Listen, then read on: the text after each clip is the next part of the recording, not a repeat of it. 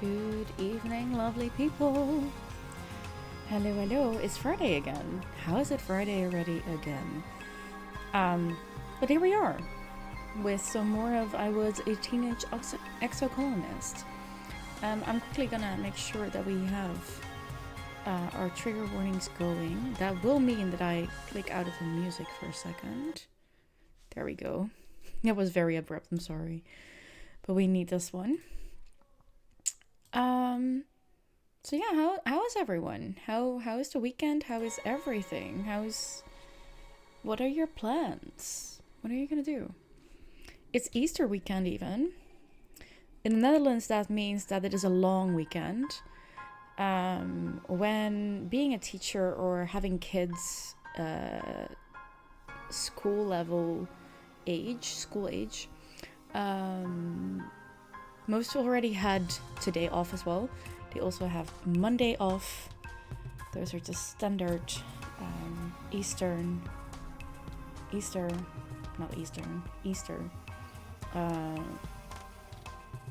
holiday days off. Nationwide. So that's kind of interesting. And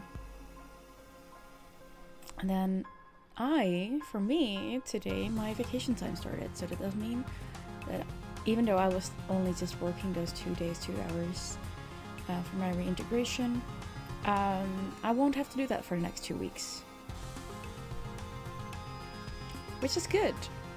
Because that means that I have all the space to prep everything for SumiCon and relax after SumiCon and not feel like I have to do that very quickly or have to diminish the time that I spend at Sumi's. So that's really cool.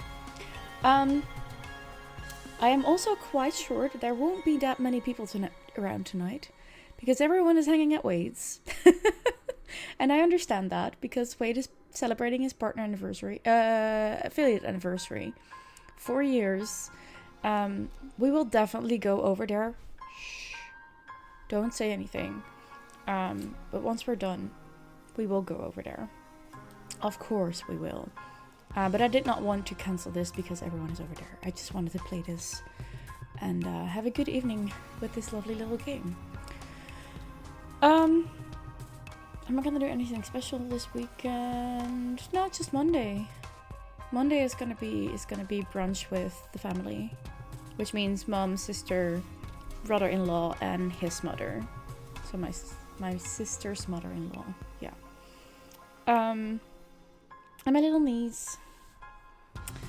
So that's that. A couple of hours, and then everything's done again, and we can just relax.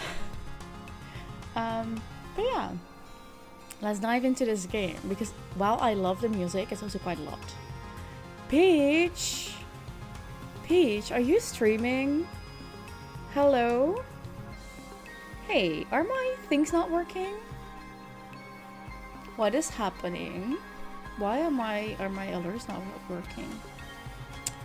I'm gonna try and fix that in a second. Peach, welcome in. How are you doing today? I'm gonna click out of now that the music is gone. Yes, okay, there we go. You're trying to go live, but it wouldn't let you, so you gave up and rated. Aw, I'm so sorry. That sucks. Why didn't it let you?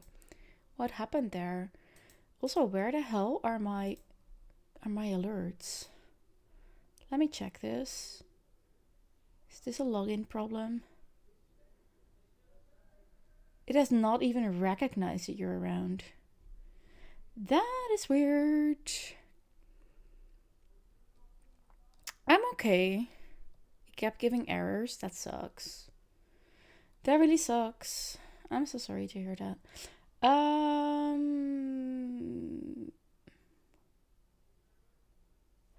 What's going on here? Why is it not showing? Why is nothing happening? Everything is okay, have fun. Well, you did not give me that raid alert, even though it came in. So what happened? It's not even recognizing that you raided in. Very curious. Okay. What we are gonna do then also is open this one for a second. I'm doing okay. No, these are also fine.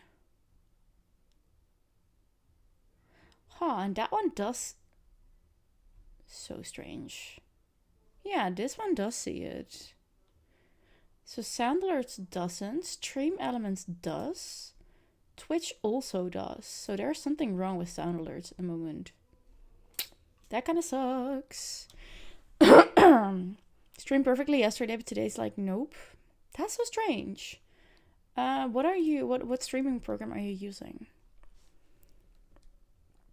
I'm gonna take you with me to the game. I clicked out of it, so that's why it's dark. Or at least that's what it's supposed to be. There we go. Okay, cool.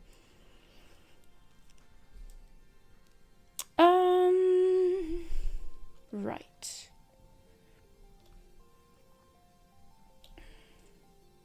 Let's at least give you... This will create weird things. Streamlabs and Stream Elements. Streamlabs is your... is the... There, have a shouty. Streamlabs is the software, the program. Stream Elements is just extras for alerts and comments and stuff like that. Okay. Strato. Wait, what? That's new. Ooh, hello. You dig up a bunch of medicinal roots. That's kind of cool. Okay.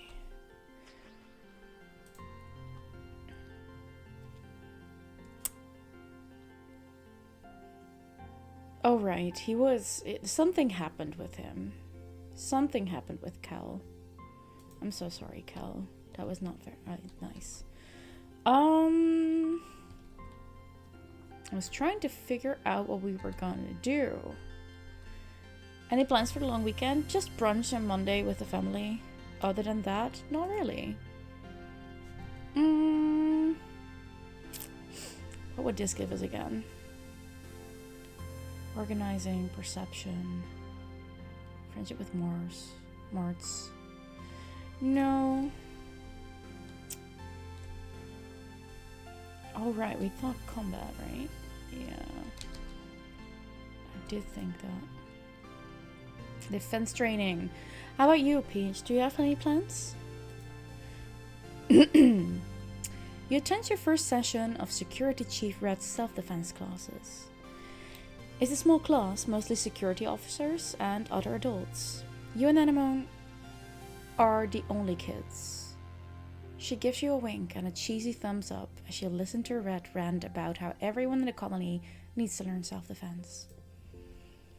You could be walking along, thinking you're safe within the walls, and a flying animal could swoop you out of the sky. Then what will you do? Red chops the air with his hand. I'll tell you what you're going to do. You're going to chop that beast right in the throat. Yeah. Right. He points at the assembled class, but only if you learn what I'm about to teach you. And the only way to learn is by doing. Who wants to volunteer for a demonstration? Not really. You cut your hair off today? Was that a decision made on a whim or something you already wanted for a longer while? Step forward. Why not? The security chief doesn't scare you, or so you pretend. Red is like the biggest adult you know, and he's so intense. You step forward and Red nods as he crouches down. Okay, he says. I'm a manticore, stalking you through the forest. What do you do? I kick it in the face, I run away. Kick it in the face, I guess. Just on a whim. So now you're pixied. Are you happy with it? You try to kick Red as he approaches you. He easily grabs your food and flips you onto the mat. Ouch. Wrong. Use your brain, Eleonora. The first thing you do is call for help. Then you run. How's that self-defense? Red grabs your forearm and holds you off the ground. Only engage with the enemy when there is no other alternative. No one walks away from a fight without getting hurt. So the first rule of self-defense is to not put yourself in situations when you need to fight. Anemone still thinks you're cool for acting though. Tough. She gives you another thumbs up. You are just gotta get used to styling it. Yeah, that makes sense. Once you've learned situational awareness, we'll move on to hand-to-hand self-defense, drawing on a variety of martial arts. Only when I'm confident that you're ready, we will advance to weapons. There aren't that many weapons in the colony, mostly stun gloves and batons, with a few blast rifles. We hope you don't have to use them, but it'll be good to know how. A random card locked in one slot. Oh, that sucks. Whoa, we have quite some stuff here. To a card, change the suit to +2 to a card. Draw a card. Interesting. +2 to a card. No, we need a 1. No, we should do.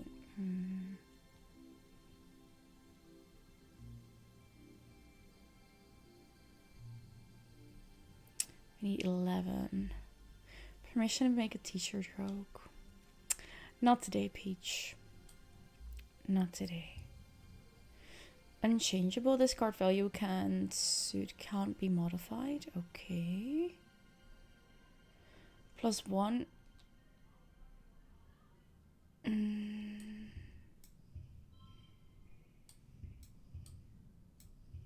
Oh, that would win us things? Okay, fine. We're gonna do that. That's an easy window.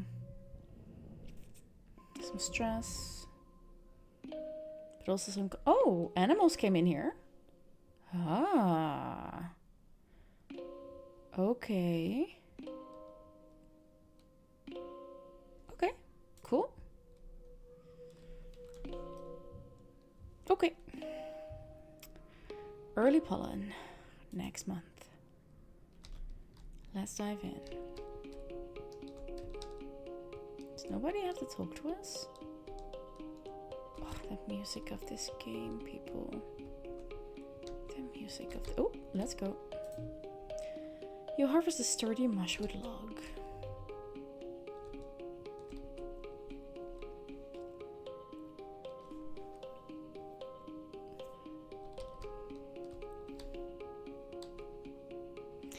We are being such a good kid. Cal is kneeling in the dirt, carefully planting pieces of potato. When I was a kid, I thought everything grew from chopped up pieces of bigger things. I mean, it's how it works for potatoes and onions. He sits back on his heels, a funny look on his face. I guess I must have never thought about how babies are made, huh? Hi, Cal. Right. I guess you didn't, huh? Temma looks up from something she's mending and gives you a gentle smile. Oh, hello, Eleonora, she says. Do you need something? Nah, we're good. I do kind of want to give him a present, though. Cal is doing some stretches in an open area of the garden. One of my mom's boyfriends is teaching me yoga, he says, looking at you from upside down. I can already do the child's pose in downward dog. He flops over and lies on his back. This one is my favorite, though.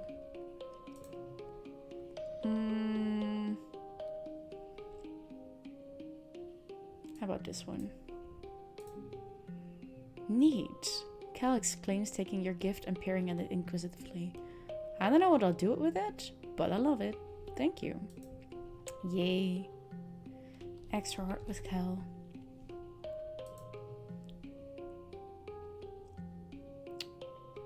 Wait, how is that one so much higher than that one?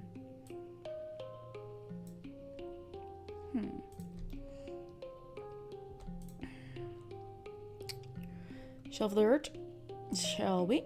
Some toughness, more friendship with Cal.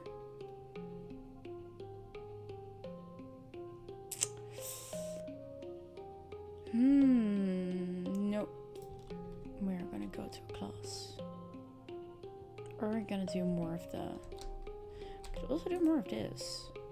A bit more combat and animals. You run into Cal and Anemone on the hill behind the garrison, at a small construction site. They seem to be throwing logs. There are a bunch of them lying at the bottom of the hill. It's a caber toss, Anemone shouts to you, then grunts with the effort of lifting a 6-meter long mush-tree pole. She throws it like a javelin down the hill and sprints after it. My best record, she shouts, and ties a piece of caution tape to the end of the pole. Your turn next, Cal says, pointing to a neatly stacked pile of construction poles beside you. From the looks of the nearby construction, they're probably destined to be a new lookout tower someday. Choose an average one.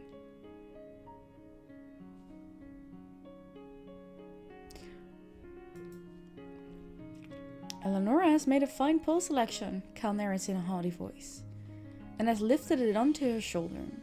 Next, she will approach the sprinting line and begin her run, tossing the caber before she reaches the throwing line. Lift, run, throw.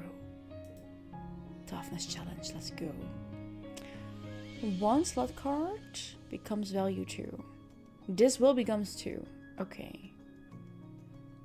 And then we need 0, 1. Wait. Oh. Set neighbors to this value. I didn't really want that. Goal is 32. Oh, in total.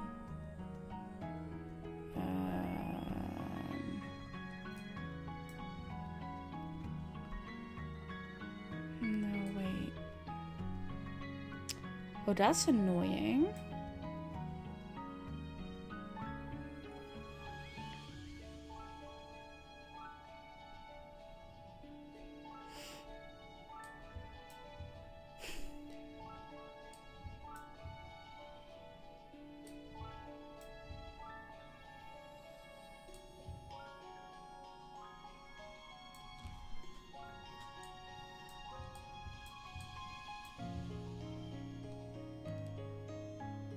No.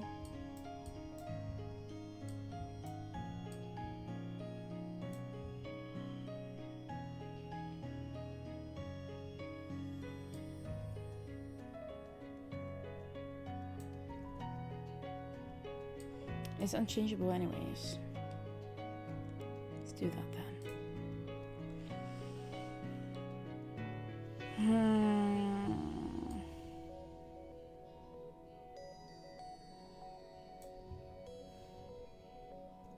No, wait. That one becomes 2. Oh, that's annoying.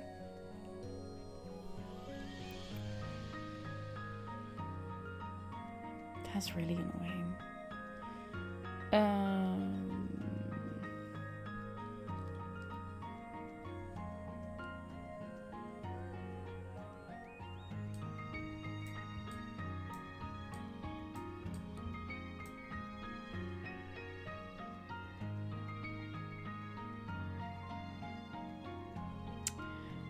Yeah, then we still need 15 for the next one. We're not necessarily gonna fix that.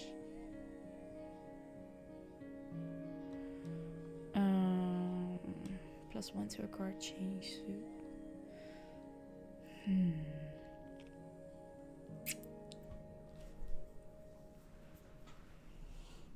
No, there should be better options here. And then just this? Yeah, I think so. Okay. 1.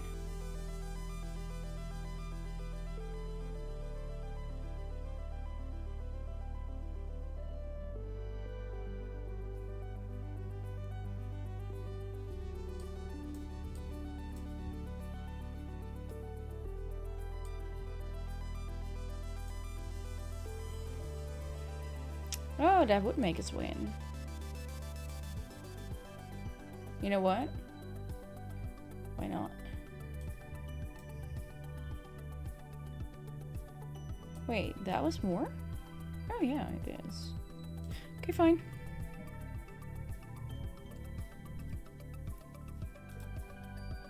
The pole sails down the hill past all the other poles, coming to a rest sticking out of the ground. Whoa, you beat my best distance, Anemone says when she jogs back up. Players can't beat each other in Mushwood Toss, Cal corrects her. They can only beat their own high scores. But you get 3 bonus points if it sticks out of the ground like that. You play for the rest of the afternoon, adding rules and variations as you go. You don't stop until the entire stack of poles are in a jumble at the bottom of the hill and decorate festively with caution tape. It's a wonder you got away with this. Yes, it is. Yes, it is. We got away with that, and we got combat and animal stuff and toughness. How did we get away with this? I don't know, but we did. I don't know, but we did. Mid-pollen, let's go. Hey, I can talk to you. So then I trapped it in my room, Anemone says, telling you all about the box she saw in her quarters. Its wings were as big as my hand, and that feeder's like, whoa. It was bouncing all over the place like boing, boing, boing. She gestures excitedly, swinging her arms over her head. The bugs here are so big, and they're everywhere. I was gonna give it to Tang, she says. She loves gross bug stuff. But she said I should just let it go, because if it stung me, I might get weird mutant powers. I mean, other than one I already have. And I wanted to see if I got more weird mutant powers. So I started jumping around off higher and higher things until I was jumping off the back of the ship. And I got in so much trouble. But it wasn't even that high. She stops in her tracks. Hold on, she says, stooping to rub irritably at her knees. For probably the 100th time in the past 5 minutes. Ugh, I'm gonna die. I busted up my knees and it's so itchy when my skills grow in. Hello, Robin. Welcome in. How are you doing today? This time from your PC. You got it connected again. I wanted to say attached. That makes no sense. Annie, don't pick at it. Chief Steward's antecedent's voice rings out across the garrison yard. Pleasant, but firm. It instantly transports you back to being in the ship crash, tugging on her skirts and calling her auntie. Anemone jumps and stands up straight, her hands flying to her sides. Gotta remove it after the weekend, of course. Yeah, okay, fair. But Mom... Oh, we finally get to see her mother. Oh, I love that. Auntie Sedent. I haven't seen her yet. She's pretty. I like her. You're right, about to go to a friend for a drink, then later you go to KPG with your best friends. Yay, you're doing a lot better than yesterday. I'm glad to hear that. That must have been so damn stressful. Anemone whines, digging her fingers into her knees as Auntie Sedent approaches you both. It is so grotesquely itchy. It was, yeah. I know, lovely. Auntie Sedent soothes her, patting down her righteous red hair. But the more you pick at it, the thicker your skills are going to grow in. Anemone tucks her hands under her armpits to keep from scratching.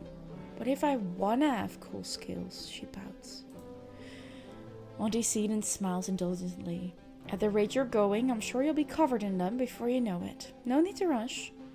Anemone's skin is dotted with patches of protective blue-green scales, like here and there, that grow in wherever she gets a cut or scrape. She rubs the patch on her jaw indignantly. The one she got when she ran head first into the food synthesizer back on the ship. Learned. Anemone augment. They gave your seat away basically, and you were put on standby for some reason, but well, everyone that you saw that was on standby got even on the fucking flight. And at least you and another person got a damn good seat. And you were the first one who got a seat. But why did they, like, you paid for your seat? Why did they give your seat away? That makes no sense. You paid for that spot. They didn't even give you an explanation? No one could tell you. What the actual fuck? Which airline was this? I would file a complaint, honestly. I would actually file a complaint. What the hell?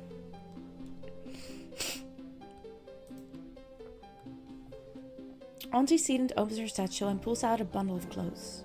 The queue for the Nana printer is over a week long. So I patch your pants with scraps from your brother's clothing. Please try not to put any more holes in them of yourself. Or yourself, okay? She hands the clothes to Anemone and kisses her on her forehead. Anemone sticks out her tongue and gags. Yuck.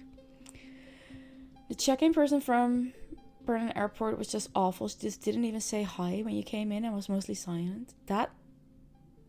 Wow. It was Callum? Okay, get a fucking complaint in there. Come on, Robin. Throw a complaint in there. Because that makes no sense. You paid for that seat.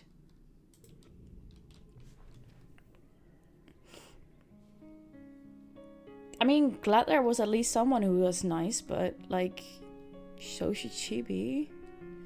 Anemone evaluates the clothes as her mother walks away. Galactic, she breathes, as she runs her fingers over the odd-colored patches. Then, right there in the middle of the yard, she unashamedly squirms out of her pants and pulls on a new one. Whoa, I look like a fighter jet from the Holos, she exclaimed, showing off her new pants. Like when they stencil your kill count on your plane. Or like a really cool scar. You should be more careful. You couldn't even get a hold of someone who spoke Dutch. That's... When you called, that is very weird. Good.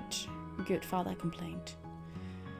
Anemone grins. Yeah, you get it. My pants are scarred, just like me. Dice is perched up on a big rock, silently watching the forest. He barely moves as you approach. The longer you look, the more you see, he says cryptically. You should have just said, hey, I want someone that speaks Dutch. Yeah, you should have, actually.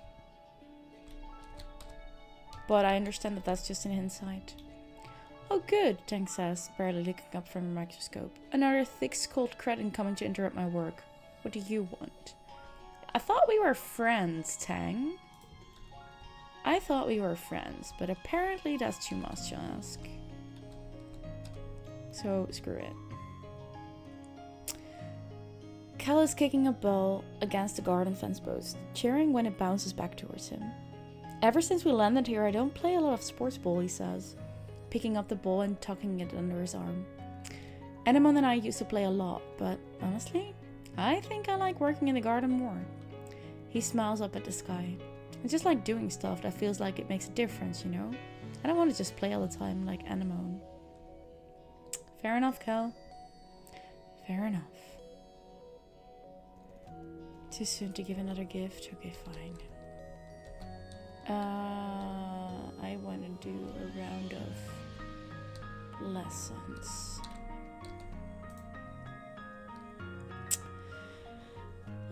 Humanities is gonna be creativity, persuasion. That might be the best ideas. Engineering. Oh, right. Engineering, reasoning. Or life sciences. Biology and reasoning. No, humanities is gonna be. Hal has been called away for a council meeting, so Congruence is filling in. She tells you that today you'll be learning about the history of capitalism on Earth. Oh boy. Here we go. You mean why humans... Time for you to go. Have a great time. Have a good evening. Thank you for being here for a bit. You mean why humans used to have nice things, and now I just eat mashed trippet and soy cakes? Might be back later. I'm not sure for how long I'm gonna be on, but you're very welcome to. Mart says smugly. Please. Earth humans might have messed everything up, but at least they had style. Ever patient, Congruence ignores Mars's contribution and projects a holovid into the classroom. A solemn woman in weird clothes identifies herself as Haven Constance Oddenheim, an educational designer for the Fortuna Group, and tells you that the following experience has been created specifically to teach you, the third generation of the group, about the largest contributing factor in Earth's destruction, capitalism. You and the other students exchange worried looks. You spend the day in an interactive experience that covers the history of capitalism. From market feudalism to its transition to colonialism, then its major phases like industrialization, mass production, and corporatism. It ends with a discussion of how it collapsed in the late 21st century, as wealth inequality and environmental concerns finally weakened its hegemony, along with the planet itself.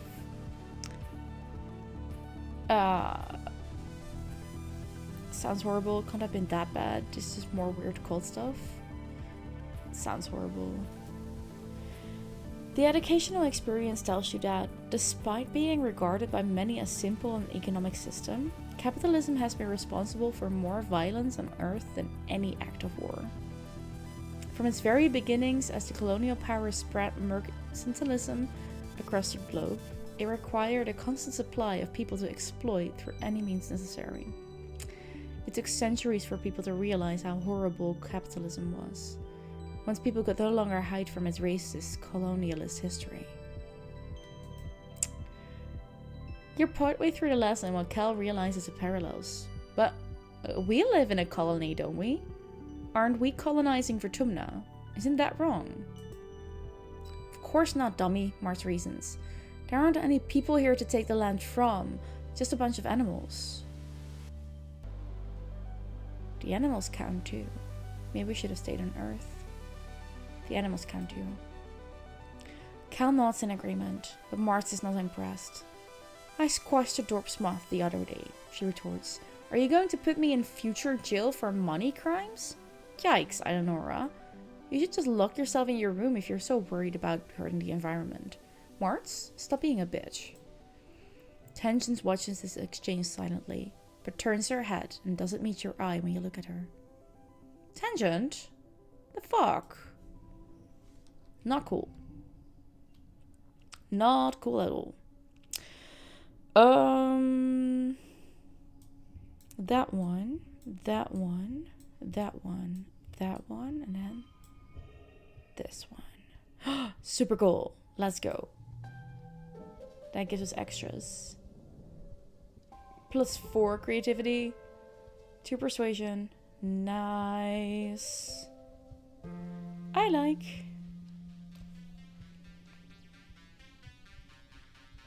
Done. You're finishing breakfast in the common area when Marzipan struts in. Look at you, eating cereal, she says, turning her nose up at you. I'll bet you don't even know what day today is. You're right, I don't know. Today, she announces to this room, is Saint Valentine's Day. Dice and Tammy wander over to hear more. Back on Earth, Mars explains, it was a day when everybody had to give their best friend a gift, especially sweets. And then you put the sweets under your pillow and it makes you dream about who you're going to marry. And there are decorations of hearts and arrows. And pigs. That's not how it is, Martz. I'm sorry, but no, that's not how that works. Tammy cocks her head. Why pigs? Before Mars can answer, Dice snorts, this is dumb. Marzipan just made it up to get free candy. He rolls his eyes and walks away. As he leaves, Mars shouts at his back, well, nobody was going to pick you anyway, you stink. I know who my best friend will be. Mars bats her eyes jokingly. Oh, really? Who could it be? She asks playfully. I'm gonna tell the other kids about it, Mars says. So you go around and find your best friends and give them a gift. She points her finger at you. Make sure you do it by the end of the day or it doesn't count. And if too many people want to be my best friend, she adds, I'll try it for the position. It's only fair. She tosses her hair over her shoulder and laughs. I really don't like her. I really don't.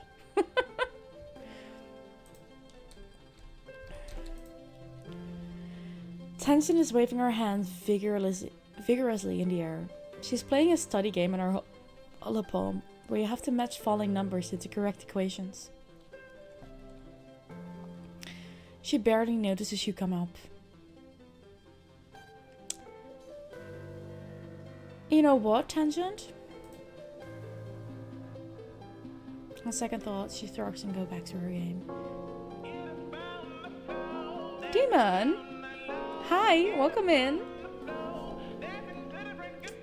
And, whoa, wait. Crimson, what the hell? Thank you. Also welcome in. Thank you for the resub.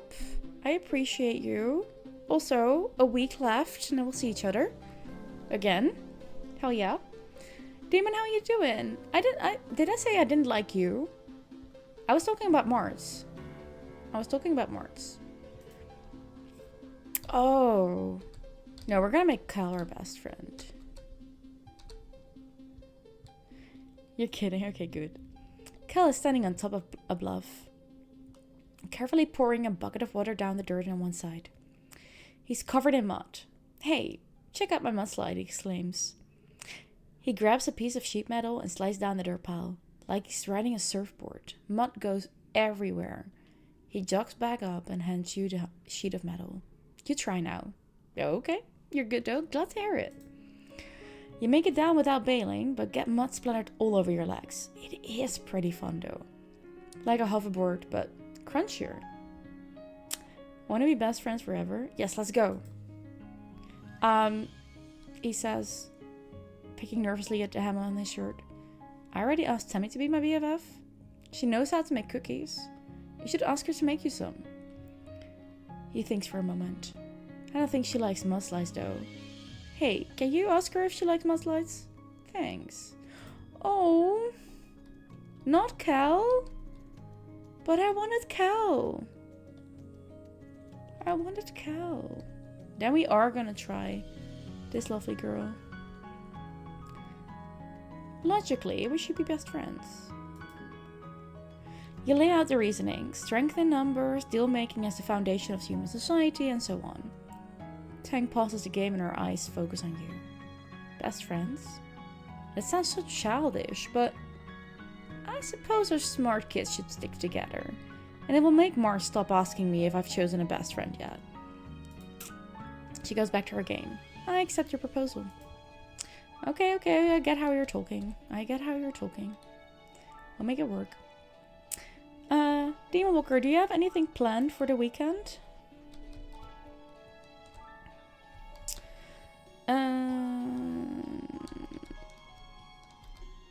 Anything special with our parents?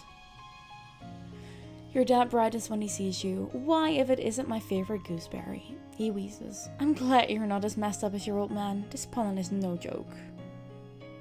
And Mom?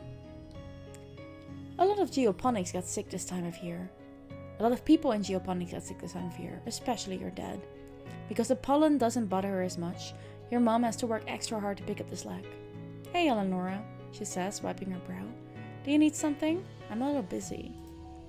Shall we help out then? Shall we help out? No. I would like a bit more bravery, but I'm not sure where we're gonna find that.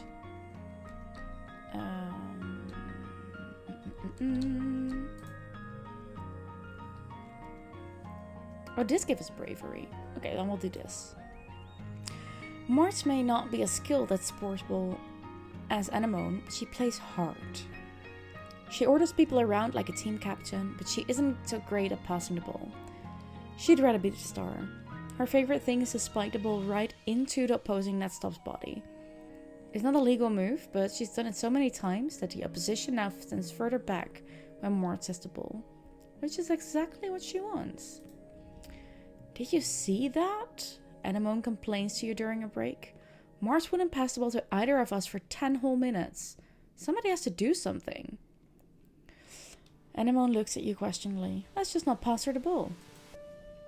For the rest of the game, you and Anemone pass to each other and ignore Martz. She notices, but just assumes you want to be the star too, and doesn't give you any hassle.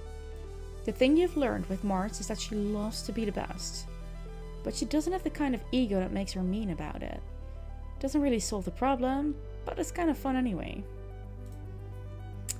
Okay, the random card locked in one slot. That's annoying. But that one is locked there. Okay. Then we're gonna do this. And we win. Good. Extra bravery. Let's go. That's kind of what I wanted. Because bravery is now at 9, 13, 9, 11. Okay, cool. 10 extra stress. Wait, but it was at 65. That's interesting. Late pollen, early dust. Let's go.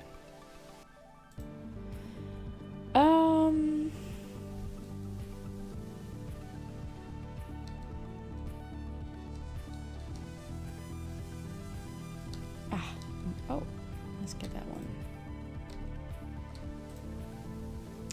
Mars is in a huff. Because she didn't pick her for Valentine's Day?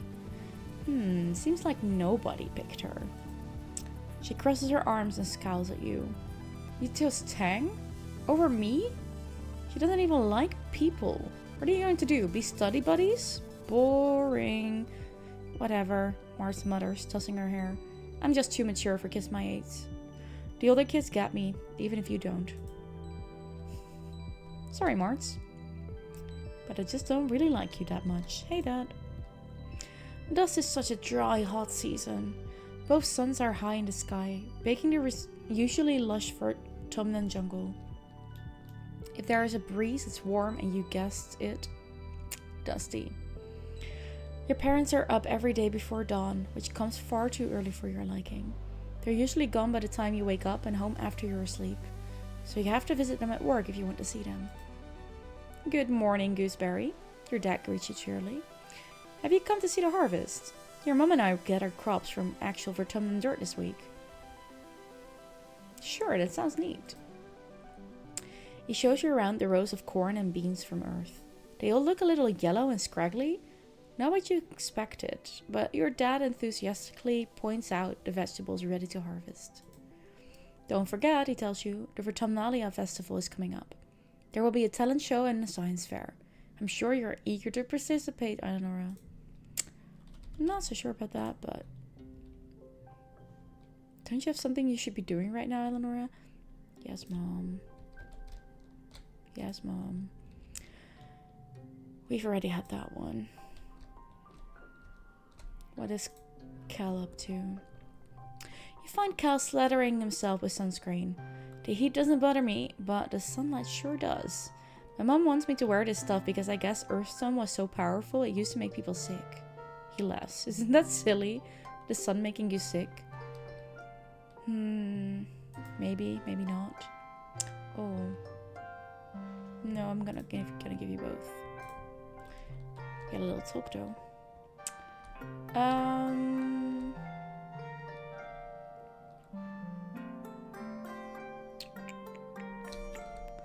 Combat and animals. Let's go.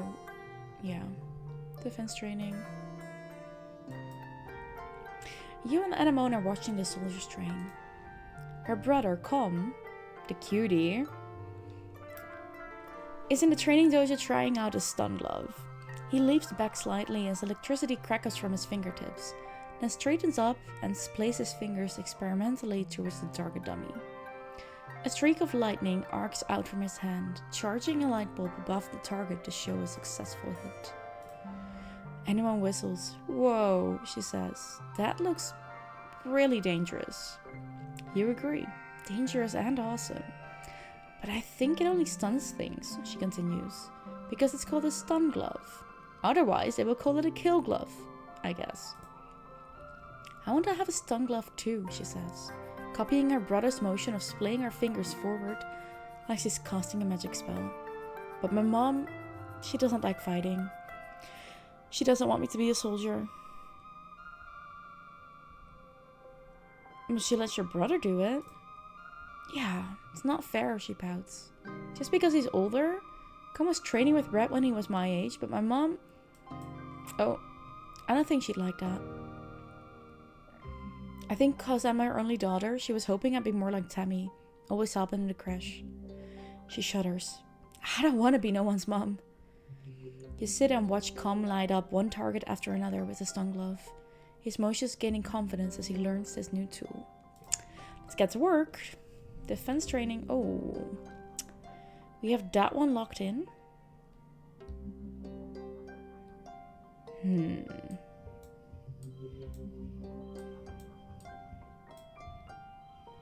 Yeah, we win this one. Sure, let's do it.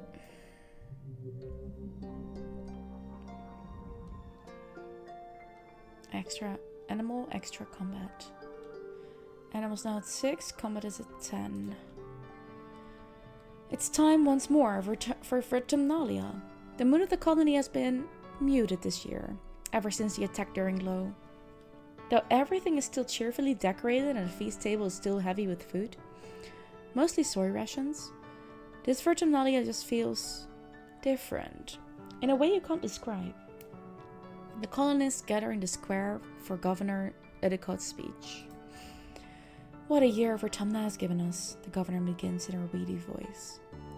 I stand before you so proud of everything the colony has accomplished in such a short time. I have always hoped that we would bring with us the best facets of humanity. Cooperation, resilience, and creativity. And the events of this year have given me no reason to doubt my convictions. These creatures were unexpected. But I urge everyone to consider what it means for life here. If Vertumna can sustain megafauna, then that means conditions are good for us as well. Our friends in geoponics are already working on the logistics of domesticating the wildlife. Your dad, a second cultivator, stands and gives a sheepish wave to the crowd. There is a smattering of applause. Marge elbows you. Hey, she whispers. Did you hear? My dad says Udicott's gonna announce the depot's open to the public. You shoot her a questioning look and she rolls her eyes. You know, shopping? Somewhere to spend all the kudos we've been saving up? There's gonna be candy and toys and makeup and nice smelling soap. Not the boring kind in the communal showers. You know the concept of shopping. They do it in the holovids from Earth. Especially the ones Mars likes. But you've never actually done it. The colony provides everything you need, but it would be nice to buy yourself a treat. My dad gives me an allowance, Mart says, shooting you a look of pity. It's too bad your parents make you work for yours. You and Mart tune back into the speeches just as Udicott, as predicted, announces the opening of the general store at the depot. Mart gives you a knowing look as she claps. Udicott gestures for the council members to stand. Finally, the council remains unchanged from last year. We are, as always, proud to serve you and the colony as your government. The music starts up as Governor Udicott finishes. Thank you all for your hard work and your perseverance this year, she says, over the ruckus. Together, we build the future. The crowd disperses and sets up for the annual Vertumnalia Games. Just like last year, there is a talent show, a science fair, and bot wrestling. Not with an obstacle course. Which one do you participate in this year? I mean, we have quite some in this one. There's toughness perception.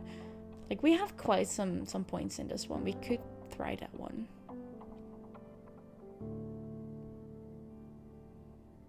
Let's do that. Anemone and Cal join you for the bot wrestling biathlon. So called because Com has added a hologram obstacle course this year. Competitors will each get a turn to wrestle a hydraulic bot, trying to keep it close for as long as possible. This time, though, all competitors will first have to sprint across the festival grounds, dodging and leaping over obstacles. Each obstacle triggered will subtract from your time. Okay, let's go. Let's go. That card becomes 2.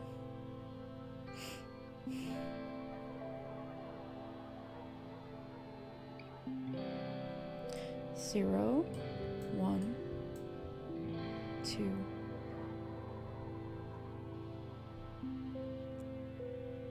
Minus 1 plus 1.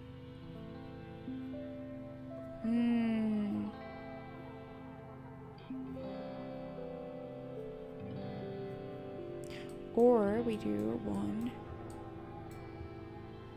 No, that makes that one. No, I think this is the best idea, honestly. Next round.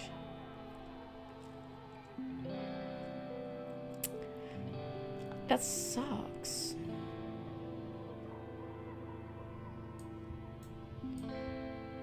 Zero, 1. Oh. No, that makes no sense.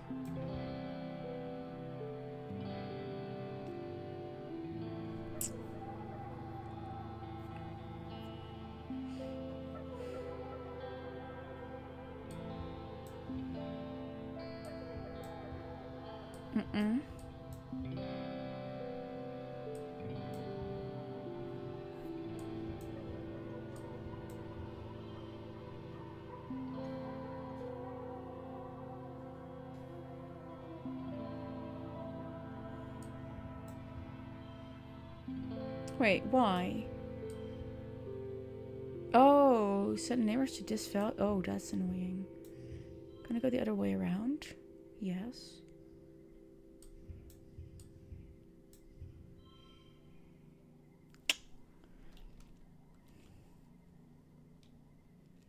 This is not gonna cut it.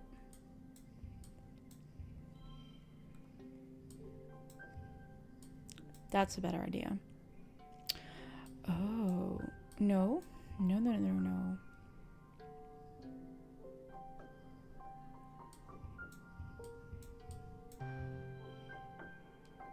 That's better. 21? Okay, that's gonna be tricky. 0, 1.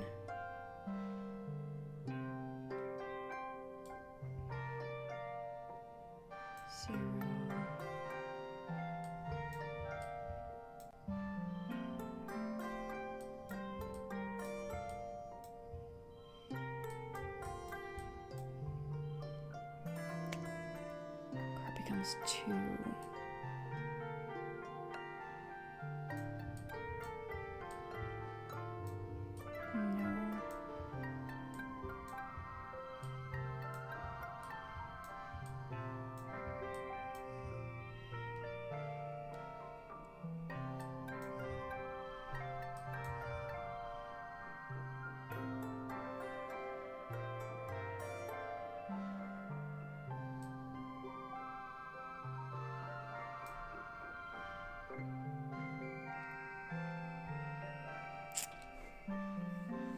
I don't have enough stress. Welcome back. I don't think we're gonna make this. I don't think we're gonna be able to make this.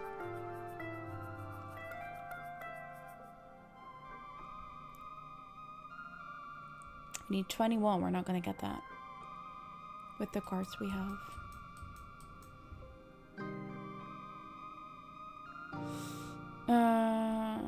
Plus 1 to a card, change suit. You got this on me. I don't think so.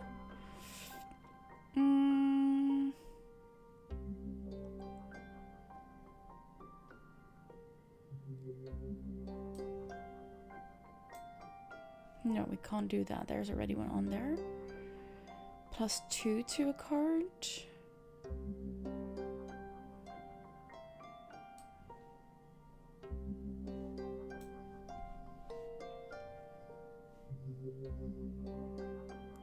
Change suit to that one.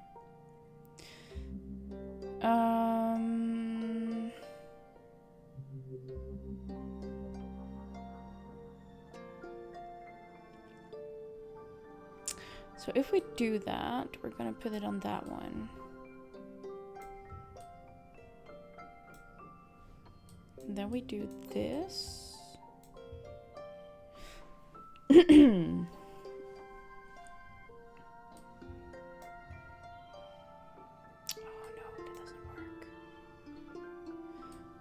Oh, that's annoying.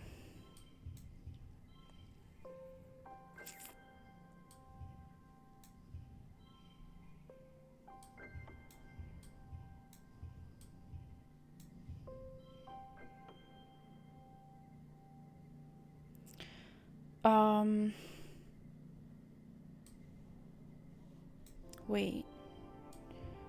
I do have an idea, honestly.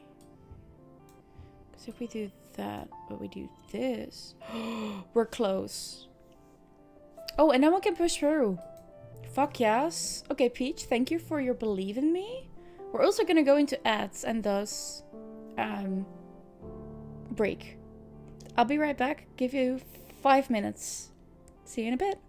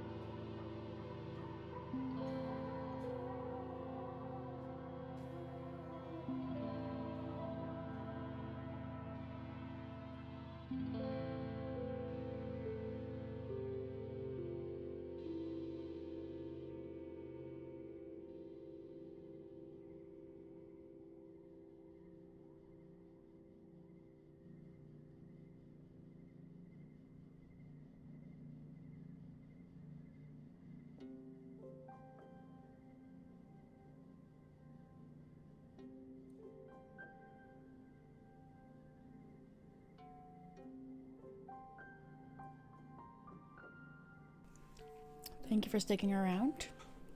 What do you mean, Peach? Asked her band. Huh? You wanna go outside, mister?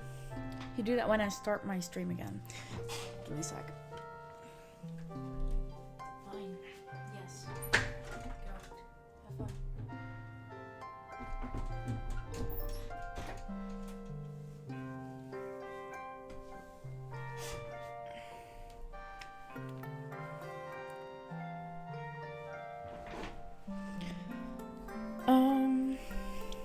Okay. Victorious. 1 kudo. Ooh. And 1 toughness. Whoa. Look at you go.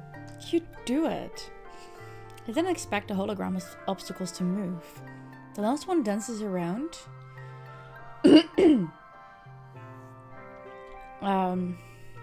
And gets in your way when you get close, but your reflexes are fast enough to dodge it. Com hoots and hollers proudly at you when you absolutely destroy the competition. Even Anemone has to begrudgingly accept you beat her fair and square. She shakes your hand and tells you she'll win next year. After the festivities are over, everyone takes time off for a much needed break. Mars organizes a water fight that takes over the whole colony, even the adults. It brightens everyone's spirits, even in the thick heat of the dust. You end up on top of the western wall with dice, launching water-filled poof shrooms down on an unsuspecting anemone in the sportsball court below. The walls seem like a neat place to hang out and relax. Much quieter than the lounge, if you're looking for some solitude. Unlocked, relax on the walls in the garrison. Ah! Done. Early dust. Okay, so we're mid-dust now. We can add some more stress to ourselves. So... Oh, and now we can relax. That gives us friendship with dice. Okay, that is good stuff.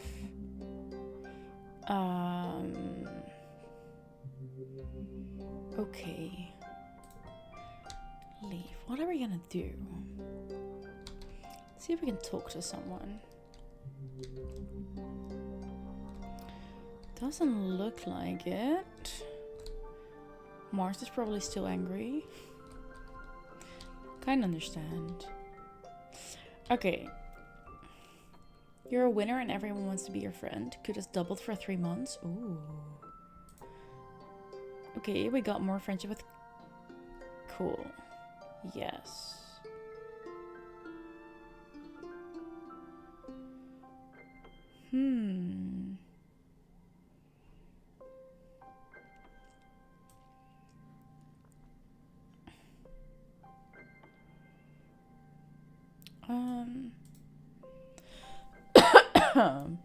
Chief Stewardess and everybody's auntie. She runs a crash and helps raise all the colony children, as well as her own daughter Anemone. Hell.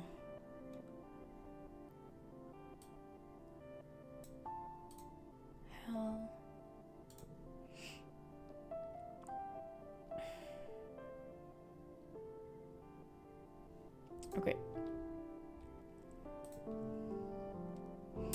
Oh. Here we can see all of them. Okay, we can...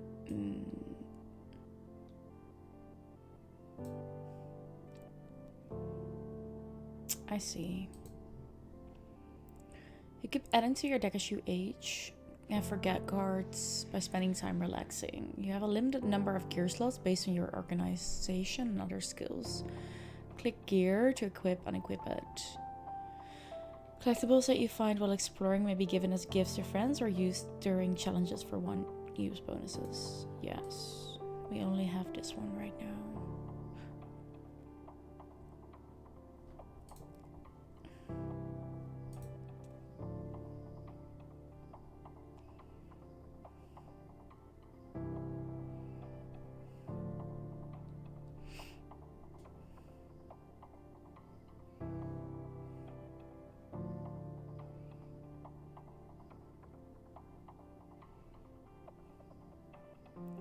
I like the different art styles here.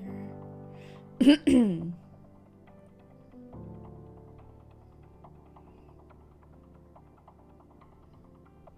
that it isn't all the same. I like that about it.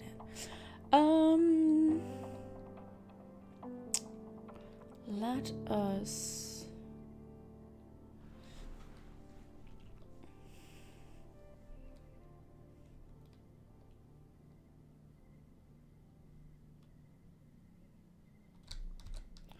okay, I have a feeling that maybe, what is this gonna do? Organizing and perception.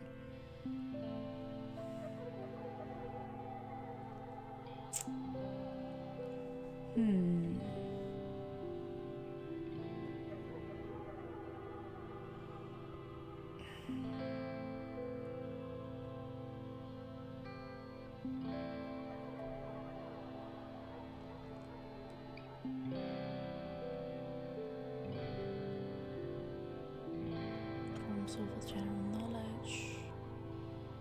Management, study of machines, physics, math, programming.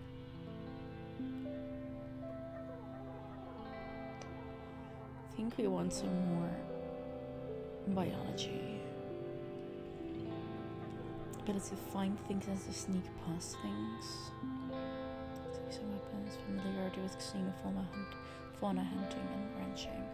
Yeah, no, we're gonna go get some more biology in our system. Let's go.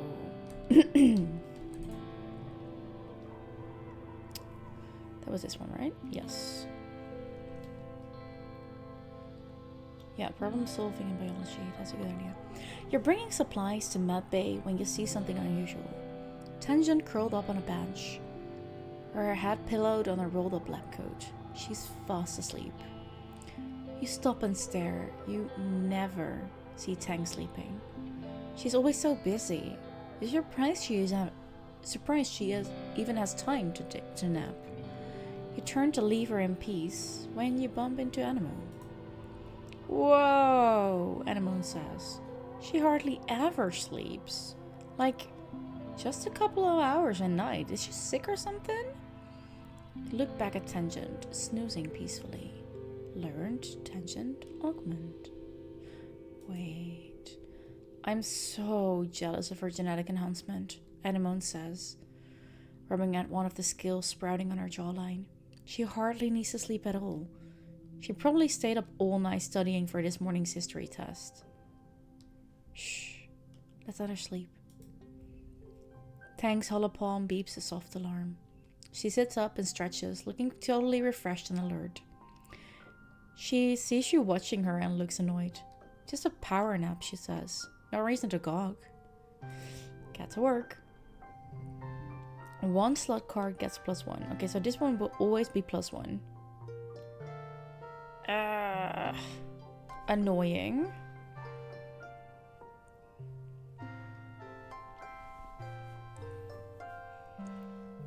Okay. So if we do this, that's not a smart move because that will always be lower.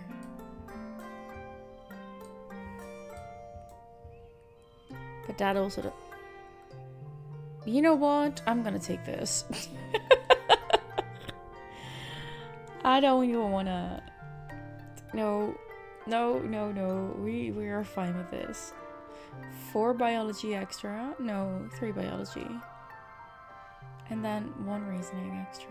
That's kind of nice. Plus friendship with Tangent. Okay. Lay dust. Tangent has something to tell us. Tangent is deep in conversation with one of the other scientists. He seems to be consoling her, though Tangent's face betrays no emotion as he claps her on the shoulder and reassures her that she's doing really well for someone so young, and that everyone compromised some of their samples when they were first learning. He leaves and Tangent sighs as she goes to put her head in her hands, stopping short when she realizes she's still wearing gloves. She peels them off and digs her fingers into her eyes. What's up, Tang? Tang grimaces. Just great. Well, I compromised an experiment I was working on because the vent was still open when I was spraying the workstation down with sanitizer. She sniffs. So gross here, she says. I probably did that fungus a favor. Maybe. Tension takes a bottle of sanitizer from under her workbench and cleans while she speaks. There are pollen spores everywhere, she whines. And he comes over here and tells me it'll be okay, Tang. Like it's his job to console and patronize me. But it is okay to make mistakes. Tension shoves the sanitizer back under her workbench. Don't you understand, she says, frustration seeping into her voice. If we never feel the pain of failure, if there's no cost to it, why would we ever improve? I need to own my own mistakes. What I don't need, she continues icily, is someone to pat me on the head and tell me it's okay and the adults will make it all better. I messed up, she says. Just let me fix it. Don't make a big deal about it like I'm a child with a boo-boo. Okay, that's how you work. Fair enough. I can kind of understand that. Dice. Dice wipes his eyes and hides his face as you approach. Go away, he sniffles. I just want to be left alone. Why won't people just leave me alone? I don't want to be a part of this stupid colony. Oh, sweetie. I'm so sorry. I understand. You didn't choose this. You found Cal slithering himself. Oh, we've done that already. No. Oh, well, maybe. You know what? Found something you might like. Cal accepts your gift with a genuine smile. Thanks for thinking of me on my birthday, Eleonora. Ooh, that was close. I'm glad we did that. Hey, you want to talk? Hold this to your head now, my darling, you hear as you enter the garden looking for Cal. It'll help with the swelling. Cal is sitting with his mother. She's gorgeous. Oh my goodness. She's absolutely gorgeous. Who kneels? Cal is sitting with his mother, Auntie Tyra, who kneels beside him, holding an ice pack to his head. Cal's eyes are a little puffy. He rubs them and sniffs as you approach. Hello, Eleonora. Tyra greets you with a kind smile. Don't worry, recalcitrants just took a tumble off of something you shouldn't have been climbing. Mom, Cole complains. It wasn't that bad. Yeah, that sounds like something you do. Cal shrugs. I climbed it before and it was fine, he says, not disagreeing with you. It was slippery from the irrigation misters, that's all. Mom knows how to make it better, he says with a boyish smile. Even if I'm old enough to take care of myself. My brave boy, Tyra says, stroking his hair. Thanks for humoring me. She looks over to you. Don't let him show off for you, Eleonora. Ground-based feats of bravery only for the rest of the day. Cole whines and wrinkles his nose. Tara laughs and wraps him in a big motherly hug, rocking him back and forth. Despite his protests, Cal's eyes close in happiness. He really loves his mom. And we got a card from that. Aww. He's a cutie. That was sweet. Is there anything here that we want to pick up? I don't think there is. No, I don't think there is. Okay, how are we on our...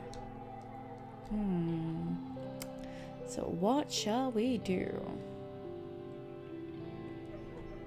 More biology?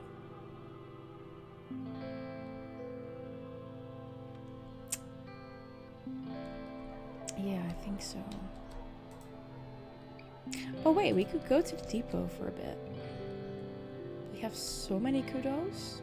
Or I think we have a lot of kudos. Who knows if we do that. View the notice board. Colony food shortfall minus 100% low. Colony security rating 0% red. That's not good. That's not good at all. Visit the supply depot. Ooh, okay. There are 4 of them that I can get. This is just cake. This is just an extra 2, but that's... Oh, you can use it to augment. Oh. This is a one-time use. These are... Okay, what does this do? +5 animals, +1 to all flushes. +5 persuasion, +1 bonus to pairs. +5 biology, +1 to traits. Oh boy, and this one would be +1 to social cards, the yellow cards. Always.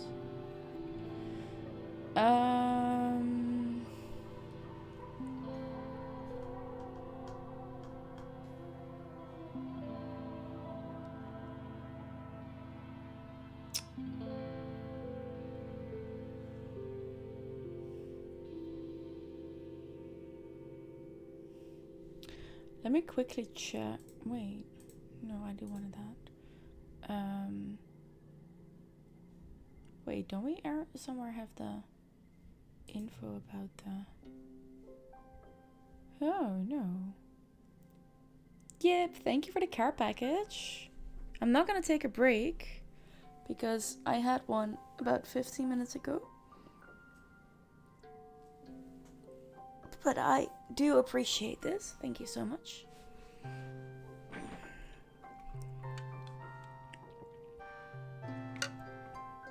That's good. I hope you're doing well and you have a good evening. No, then I want to check.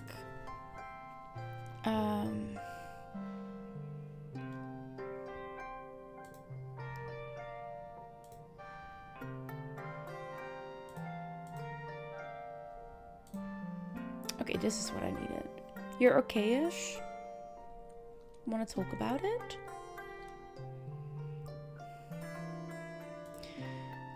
Flush, same color. Pairs, same number. Straights, increasing from left to right. Okay, yes. I think I want to go for this one. The animal book. But also biology.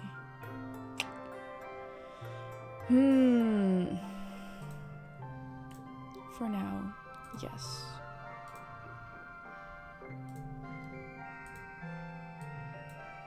Oh. Ooh. Yeah, no, let's do that then instead of the sun medallion. Because it's just +1 to all challenges, always. But this one... No effect on challenges? No, I understand that. But it does give me... Yeah. Yes.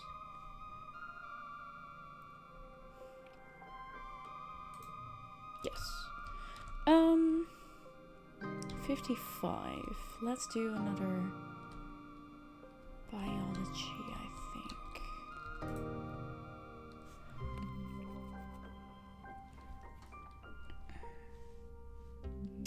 Life sciences. Yes. For today's lesson... Oh, let me read Yips first. Had a decent enough day, but yesterday right before you got into bed, you got a message that someone from a Discord community you're in made it so you can never speak to him again, which is so sad. He was such a great guy and you really, really liked him. Oh no.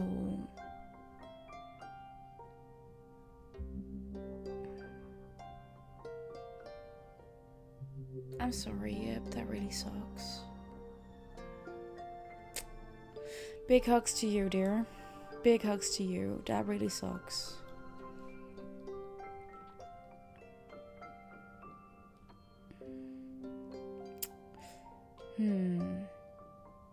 I'm glad you did have a decent day though, even after that happened.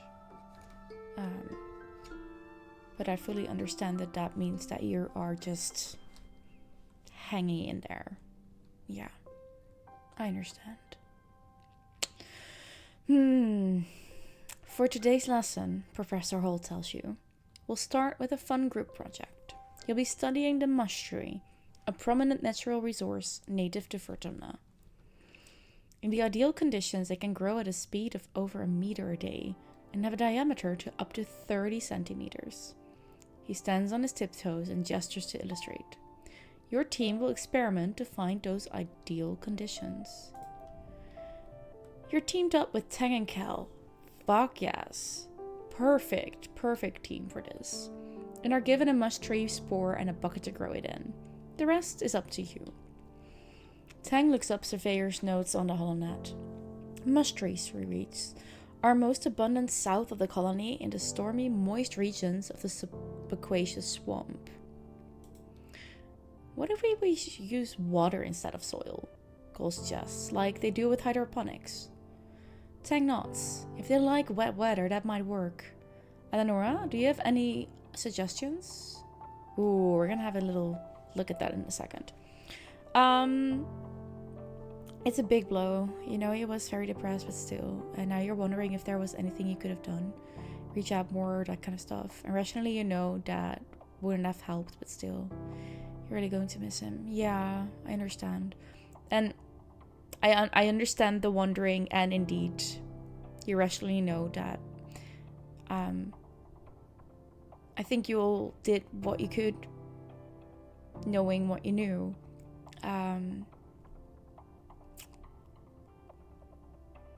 It's not in your control. And that really sucks, but it's not in your control. So, honestly, no, there isn't anything you could have done, because it's not in your control. Yeah. Big hugs to you, dear.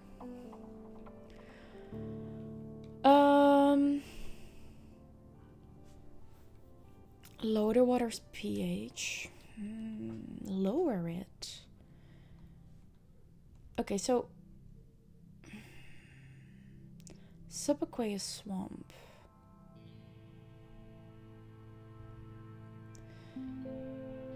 So far for the depressed vibes. Hey, it's all good. You're welcome here with all your emotions, you know that. How am I? I hope I had a good day. Did I have a good day? I had like you said, a decent enough day. Another day of having trouble getting out of bed. And then I did part of the dishes again, and I cleaned up my kitchen a bit. Could have done more. Like it's like that. Like I could have done way more today, but I didn't, and somehow that's okay, and somehow it sucks. It's this perpetual feeling of I'm not doing enough. Even though there is no actual deadline on these things, and it makes no sense to feel annoyed by it, but baby steps. Yeah, I know, but I'm so done with this. Because the constant battle in my mind is costing me so much energy. Energy that I could use better. Let's keep it at that.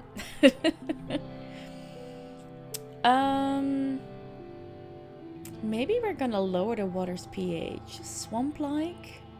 Yeah. You fill the bucket with water and add spark snow crystals. These are sometimes left over at the end of quiet season. They're mildly acidic, which means they should lower the pH of the water. Being done with this sadly doesn't help the healing process. No, I know. Working on it. Therapy starts next week. I finally found a therapist that had space, so we're gonna start that on Thursday. Okay? I'm working on it. Every day you rush into the classroom to check on its progress. At first there's nothing, but by midweek your little mush tree shoots sprouts up and starts its journey. In the end, yours is in the middle of the pack. Seeing as mush trees don't usually grow where there is spark snow, you're able to conclude that they probably don't like acid. Okay, fair.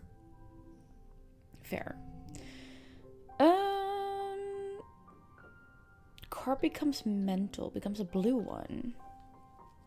Oh, that feels weird. This one is unchangeable though, so it doesn't become blue. But maybe we want a blue one. Oh! And what would happen if we'd like... do this then. Ah, and then we get a super goal. Let's go. We like super goals. Because that got us an extra one. Yes. Cool. Now biology is going up big time. Nice.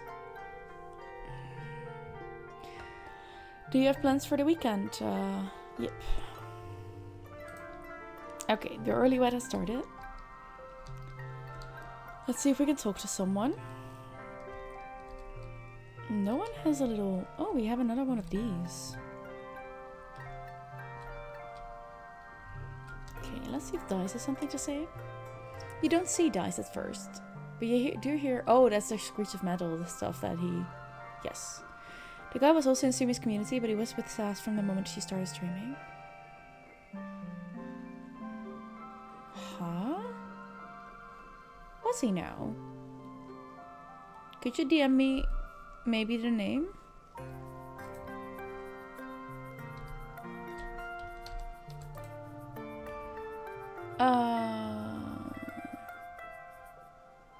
Also, I like the idea of one of my mom's boyfriends. Like, Tyra just has several boyfriends, I guess. I kind of like that. Wait, I thought I had 2 of these. I didn't? I don't?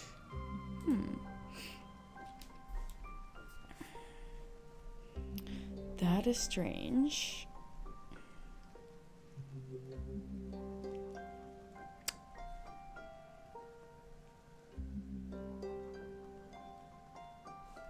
No, it's unknown to me, yep. I don't think I've ever encountered them. Don't think I ever encountered them. Name doesn't ring a bell. But still, really, really sucks. I think... Like, we could do...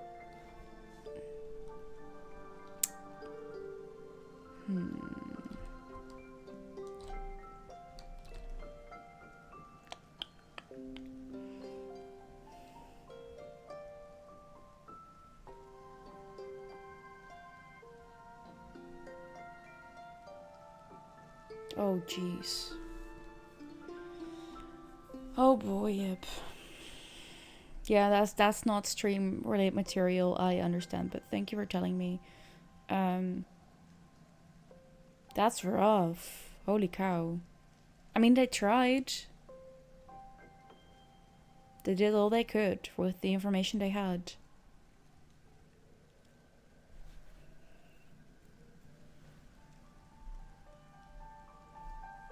And at least he was found quickly.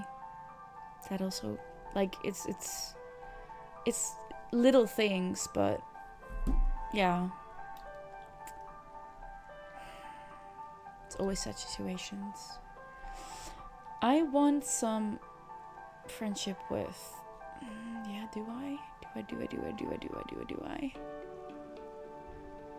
Where are we? We are here. We have 1, 2 to go after this, and then it's the glow time.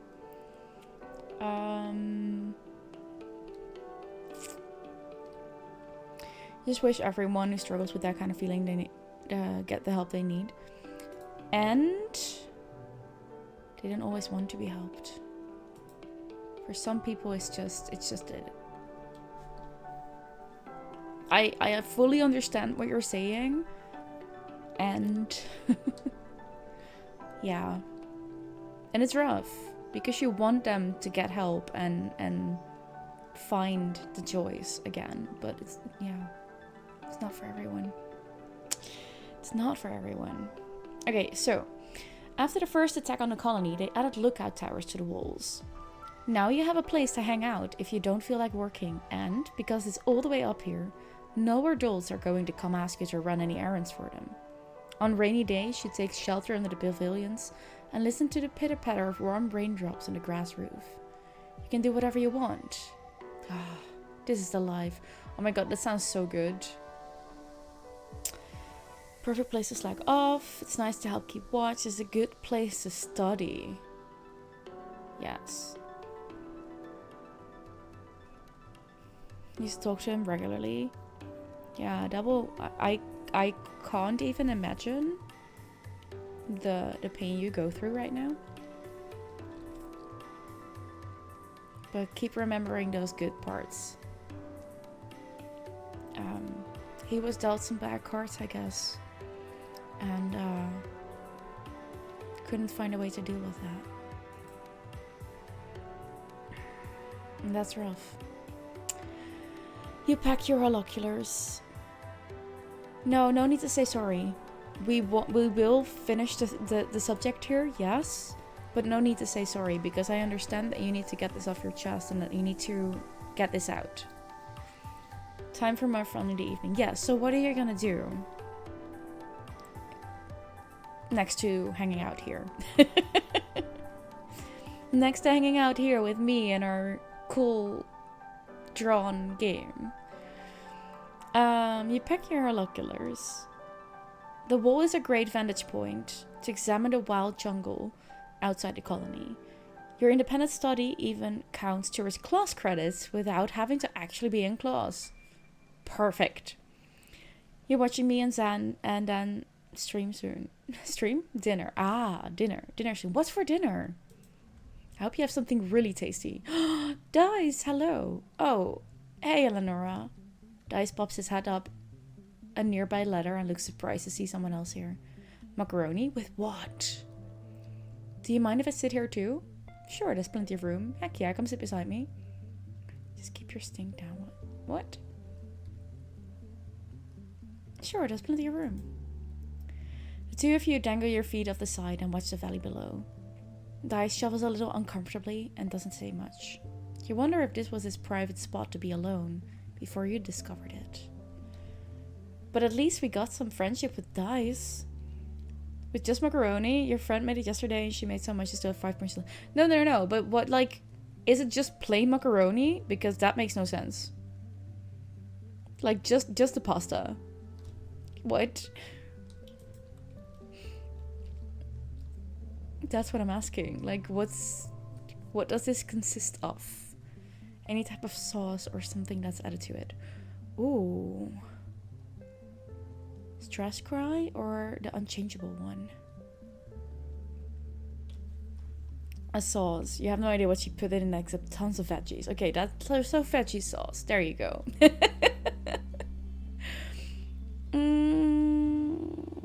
Do I want to forget either of these? Maybe the unchangeable one, but it has been coming in handy at times. These are not really the ones that I want to... okay, do it. Yes. Because it was not a good memory anyways. There we go. Okay, now we have all the...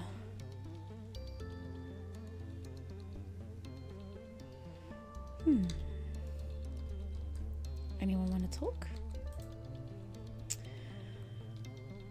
No. She's not that well off herself and veggies are expensive, so you've been pushing her to use like 10 times as many veggies when she cooks for you than when she cooks for herself. Oh man. Like, it really depends on what you get. If you get in-season veggies, it's not even that expensive, honestly. And absolutely not something to like hold back on. I'd rather not buy meat than not buy veggies. You pay her for the meal. Yeah, I understood that. I understand that.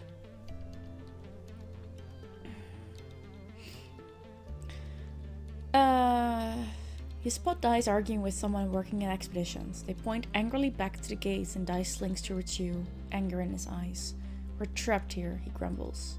I hate it. I hate it here. Oh, sweetie. No meat is not an option for her. She'd rather have no veggies than no meat. Yeah, I've learned early on that does not give your body what it needs. Like, you can substitute meat. You can't substitute veggies. There's just no way. What shall we do? I think we're gonna do another lesson of Biology. Ooh.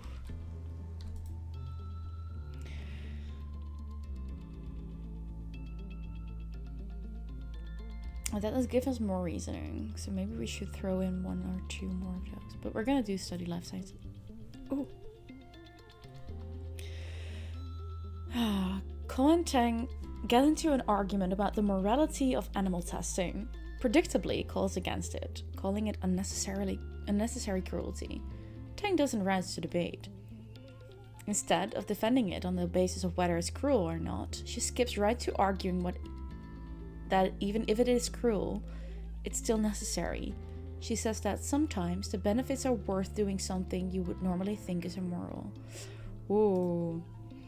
For you, she sometimes cooks vegetarian. She used plant-based mince for the macaroni because she knows you don't want to eat that much meat. Yeah. That's a great idea. Carb becomes a 2. We need to get 15. So...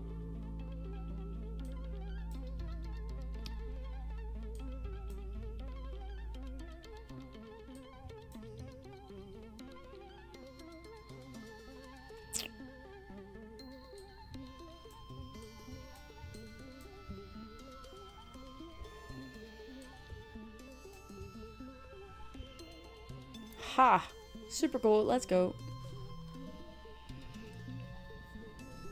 More biology and a bit of reasoning. Done. No kudos though when we do this, because we don't get paid to go to school. Okay, late wet next month. What are we gonna do? See if we can talk to someone. Cal keeps doing yoga apparently. Dice. Right, this spot. Maybe we should do a little organizing.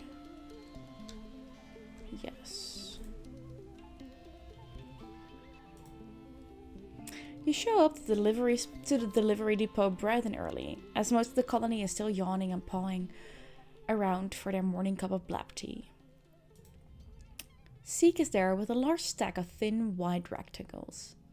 Is that paper? Neat, so nostalgic. Yeah. Yes, C comes. Governor Udicott is quite sentimental when it comes to these things. She even signed each notice by hand. I myself had traded in my holopalm stylus for a pen. You to deliver a stack of these reports to every council member in the colony. Zeke asks that you not to read them, but says it's just boring adult stuff you wouldn't understand anyway. You clutch the papers to your chest and nod. First stop is engineering. Paper? Dr. Instance is exasperated. The governor's sending messages by paper now? Is this a joke? Tell me this is a joke. You shuffle your feet nervously. Zeke seemed serious to you. She skims the first page, muttering to herself, and there's sensitive information in here of all the superfluous, technophobic, sentimental foolishness. You back quietly away. Next stop, the cafeteria. I don't think we've seen Instance yet. Engineer and ship's medical doctor who is always very busy. You know, better than to interrupt her, especially when she's working on her research. Okay.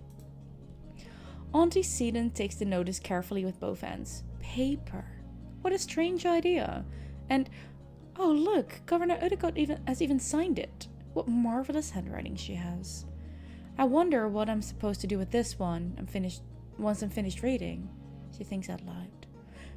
Throw it in the disassembler? Seems far too precious for that. Will I need to get a filing cabinet in here, I wonder? I suppose I can recycle it for craft time. Love her outfit. It's cute. Next up is the expedition's office. Tony meets you outside. He's struggling under the shifting weight of an enormous crate. It appears that whatever is inside wants out. Sorry, Eleonora. Could you just put them down on that bench? I'll take them inside in a minute. Another surveyor overhears and laughs. The governor's sending paper memos now? Is she really that old? What's next? Toilet paper? The moment you put the documents down, a gust of wind picks them back up and they fly everywhere. You snatch for them, but accidentally drop the rest of the stack you're holding. We're gonna scramble to pick them all up. You shove the papers back together haphazardly, embarrassed at your clumsiness. We can't sneak a peek, so refrain from sneaking any peeks. You dutifully deliver the remaining reports to Chief Rat and your mom, who both seem confused they weren't sent via the holonet. You're a good girl and a good delivery person. You feel proud and important for delivering all the messages just like you were told. Ha! And they didn't give us any stress. Okay. Let's see.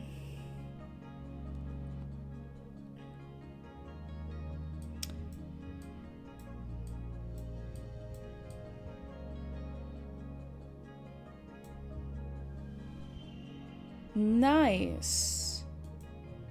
That was perfect. Doubled, bit of extra. Nice. Okay, cool. There's a commotion in the square. An expedition's vehicle has driven through the gates and is idling in the middle of the square. An unusual sight. People come down to command to investigate. Ooh, who's she? Utopia. Utopia gets out of the vehicle and trudges over to Udicott. After a brief conversation, you see Udicott gesture for people to unload the vehicle and clear the area. You stay out of the way to see what they're unloading. It's a body. Chief Surveyor Tonan's body. No! Isn't that Tammy's dad? Uh-oh. Someone quickly covers him with a sheet, but not before the image of his torn open body is seared into your memory. Ouch. However he died, it was violent and bloody. You feel your stomach cramp with nausea. What happened? Dice asks, coming over to crouch around the corner with you. You share that Uncle Tonan is dead, and he stares at the sheet-covered body intensely, as if he could see through it. Did they say how? They never tell us the truth anyway. I'm sure they'll tell us later. Ooh, that one. Nobody will tell the kids what really happened. Did something eat him? Did he get lost or fall off a cliff? Do they even know? Dice nods, frowning. They don't want us to know about the monsters and other worse stuff. They want us to think everything is fine, but it's not. This planet isn't as nice as they say it is. He shakes his head. They hate that they can't control us. Okay, we gave a bit more rebellion in there. Just a bit. You and Dice watch the adults carry Uncle Tonan's body away. From the way he's practically vibrating, you can tell Dice wants to ask more questions about what happened. After a few awkward minutes, he sneaks away without saying anything. Probably to try to go take a look at the body. Someone's going to have to tell Tammy. And you're glad it's not you.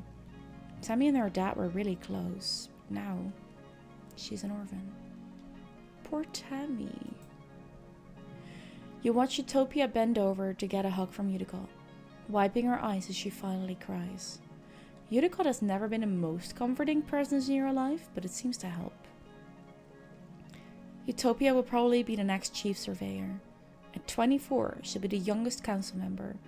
She was only a toddler when the stratosphere left Earth. Apparently, her sharp eye and hoverbike flying skills are her best in expeditions. We learned about Utopia. Oh man. And we have another glow.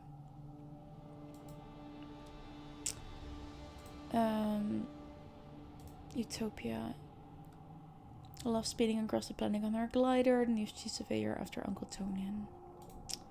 Poor Tammy.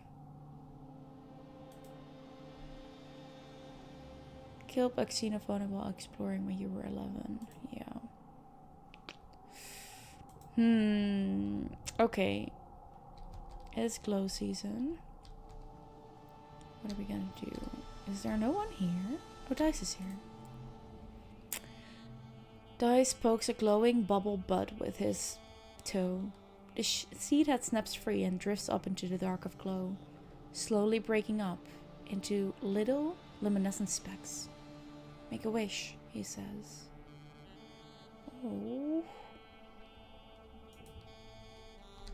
I will. Animal flashes her headlamp at you as you approach. Do you ever learn Morse code? She says, giggling. Com says if I spell out a bad word, my headlamp is gonna break off clean. Wanna train together? Why would I want to get that card? Why would I want that card? No. I don't want that card. Your mom gives you a stern look. Be careful, she warns you. Now we know for a fact it isn't safe out there during glow. I won't have you venturing close to the walls. Stay where I can see you, close to the ship.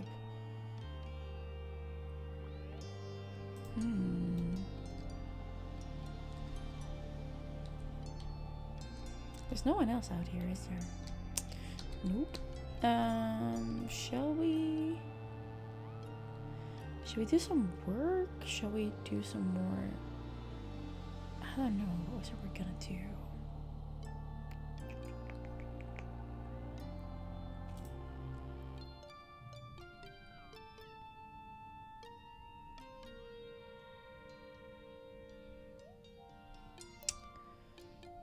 No, I want my friendship with Cal up actually. Sinjin is a 3. Yeah, I'm gonna go to the other side and go to work here for a bit. That gives me. The geoponics domes are a comforting beacon of light during glow. While everything else is throwing off an unsettling alien light, the domes are stable, dependable, human. You like spending time in them, tending to the seedlings that will be transplanted into the fields in pollen. Get to work. We're gonna shovel some dirt. Okay, let me think. I need 16. So if we do...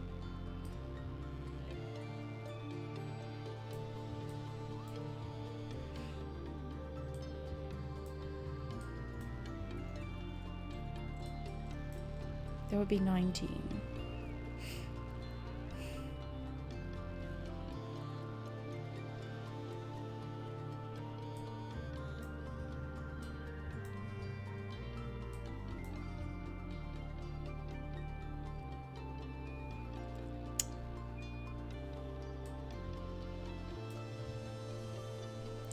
No, that's not gonna work out.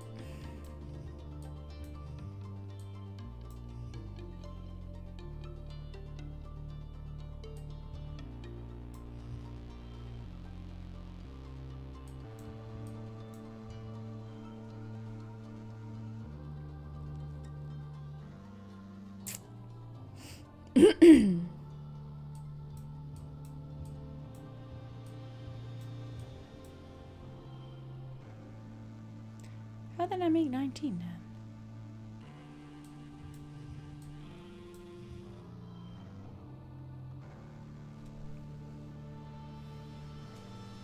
This could be 19.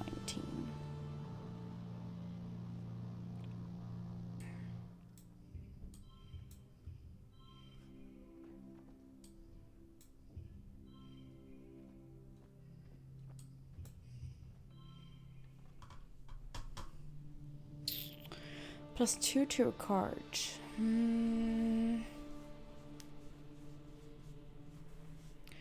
Okay, let me think. Which one could get... Yeah, that's okay, yep, I understand. All good. All good. Now we're just gonna go for this win. It's all good. Oh yeah, we won that challenge. And friendship with Cal. Cool. It's been a quiet glow, but the grim, surreal darkness of the season reminds you of last year's violence. As the month wears on, you overhear arguments at dinner, Adults worrying that an attack is still coming, and others who think the first one was a fluke. Surveyors mention seeing new tracks in the forest, but are shushed so people don't panic. The gates are closed. You drill emergency procedures, filing soundlessly from the classroom to the crash to hide under tables, waiting for the sirens to call the all clear. But my question about the weekend, you're going to relax all weekend, you think, and then starting Monday, you'll go kick schoolwork ass. Yes, I think that's a great idea. Relax, get things settled for a bit, and then start your work. I have no clue yet what time I'm supposed to be at my sister's on Monday, but I doubt that I'm gonna do a co-working stream on Monday. But I will during... I think we're gonna throw one in on Tuesday, just to get things done and out of the way, so that could help you out. And I could also do one on Thursday, I think. Yeah. Tuesday and Thursday I can do co-working streams, and then the week after that I can do a couple more as well. If that helps you out, let me know. You drill and prepare and worry, but nothing happens. Then, just as glow is starting to wane, the toxic purple spill of the wormhole is fading as the suns almost rise past the horizons again. The sirens start. You're reading a holo novel in bed when you hear them, followed by the stomp of boots down the hallway outside your quarters. An alert flashes on your hollow palm. That would always be cool. Nice. Shelter in the crash. This is not a drill. Shite. You get another message from your dad. Me and Mom are going to stay in the greenhouses. We're safe. Just follow Auntie Anne to the crash and wait for us, okay? Don't worry. We're way more prepared than we were last year. Love you. Stay safe. You could go to the crash where you belong. Or you could follow the security guards and see what's happening at the gates. We can't. We don't have enough bravery. So we go to the crash. You head for the children's crash. Even with just the emergency lights on, your feet could never forget the way. When you get there, you spot Tangent and Dice huddled together on the beanbag chairs. Dice is stone-faced as usual, and he's holding Tangent in his arms. You can't remember the last time you saw them this close. Tang must be really scared. I think it's a good thing that we threw this one out, because we now have it again. Tammy is here too, hiding under a table and crying. She's assembled a small army of stuffed animals for protection. You take a seat on a beanbag chair and wait. Other children filter into the room after you. Anemone, her little brother's Nougat. You don't see him, so Cal must be sheltering with your parents in the greenhouses. You hope they're okay. We're gonna comfort Tammy. You crawl under Tammy's fort and put your arm around her, as much to comfort yourself as her. I miss my dad, she sniffs. He must have been so scared when he died. You didn't hear much from outside, and after a while, the sirens sound all clear and you all file back to your quarters. Your mom and dad join you right away and give you a big hug and thank you for following their instructions. When things have calmed down, you overhear your parents talking. I'm not going to be the first to congratulate Red, but all of his defensive improvements were exactly what we needed, your mom grumbles.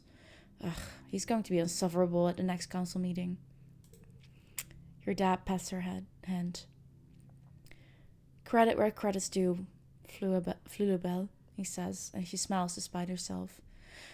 Could have been worse. Your mom nods, and they both sit in silence before your dad speaks again. Poor Hell, he sighs. What a way to go. Professor Hell? Your parents startle. Hey, Pumpkinhead, your dad says. Yeah, they're going to announce it in a few hours. After everyone's had a chance to calm down. He didn't make it. What happened? Don't worry about it, your mom replies, shooting your dad a look to keep him from talking. It's adult stuff, okay? You guys won't be able to go into the engineering wing for a little bit. Not until it's decontaminated. You curl up quietly to think. Professor Hell can't just die. He can't just be gone. He's your teacher. And the engineering wing is where you take classes. You can't imagine something bad happening in such a safe place. You fall asleep, thinking for sure there must be some mistake.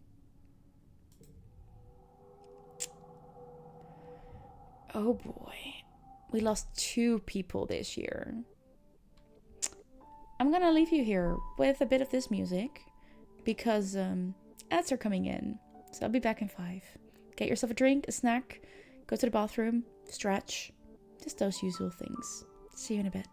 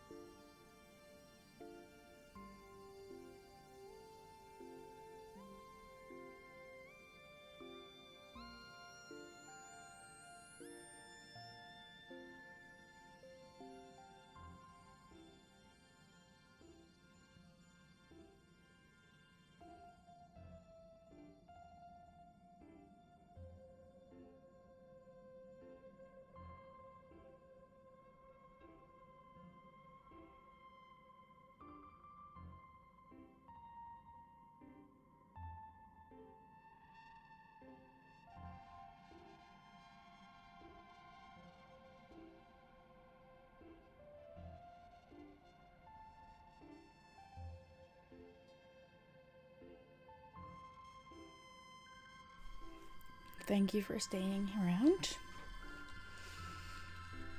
I appreciate you all. I hope you had a good teeny tiny break.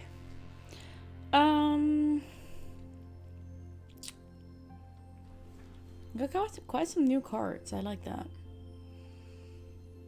Start age 12.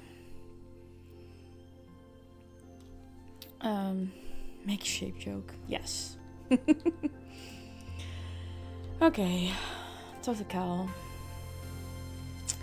Cal is sitting on the garden fence. His feet tucked into the slats, tapping away at his solo screen.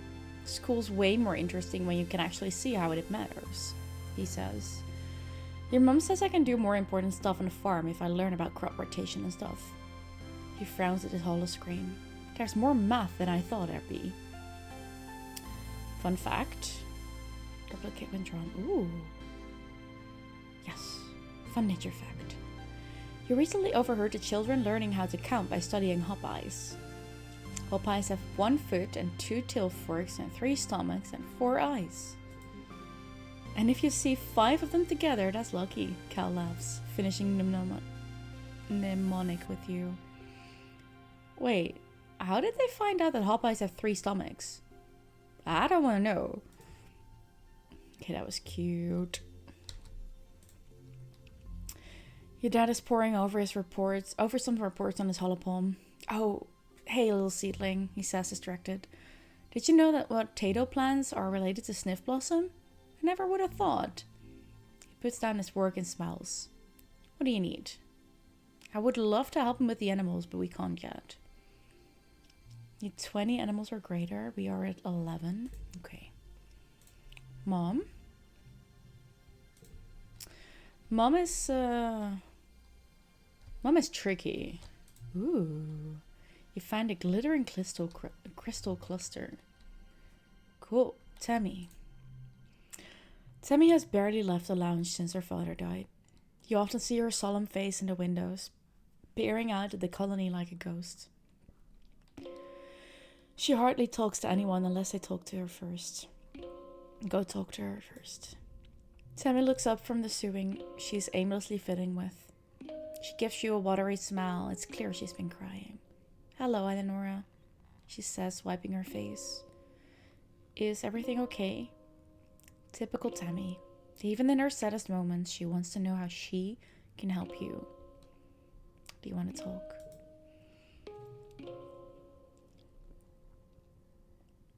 Tammy brightens a little. Okay, Eleonora, what do you want to talk about? You tell her that you want to talk about how she's been feeling lately, and her face falls again. Oh, she mumbles. Okay, I guess. Kind of being a downer right now, sorry.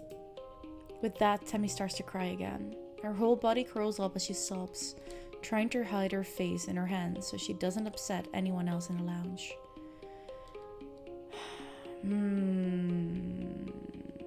I think we're gonna go with empathy. I miss him too, yeah. You admit that you feel the same way, that you miss him terribly, and that sometimes all you want to do is cry too. She holds her arms out and you both cling to each other as you have a really good cry, letting out all your pain and your grief and sharing in each other's loss. It helps to just sit in your feelings for a little while. Uncle Tony may be gone, but your friend Tammy is still here. That was actually kind of sweet. Dice. Not everyone in the colony is happy, Dice mutters. His arms wrapped around himself. Everyone acts like it's because they don't want to sound ungrateful. But let's face it, it sucks here. What do we have? Ooh, we draw a hand. Done. He's not wrong. A sports ball goes sailing over your head. 4, and a monk giggles as she jogs up to you. That's what they used to say on Earth when a ball would go into the crowd. I like it. No. Sorry, I don't want to train together. Tenzin is storming around the quad in front of engineering, checking notes on her holopalm, gesturing and grunting in frustration. Oh, this is the worst. Hello, what is this? What kind of misogynistic stuff is this? Let's not. What's the matter? I can't possibly, she says, her voice cracking. She seems too upset to even explain it. Professor Hell, she tries again. Hell, he was helping me with this physics chapter, and now he's... She throws her hands in the air, virtual holopalm screens flying everywhere. I can't understand this without him. This is impossible, she chokes eyed. Why did he have to die? I miss him too.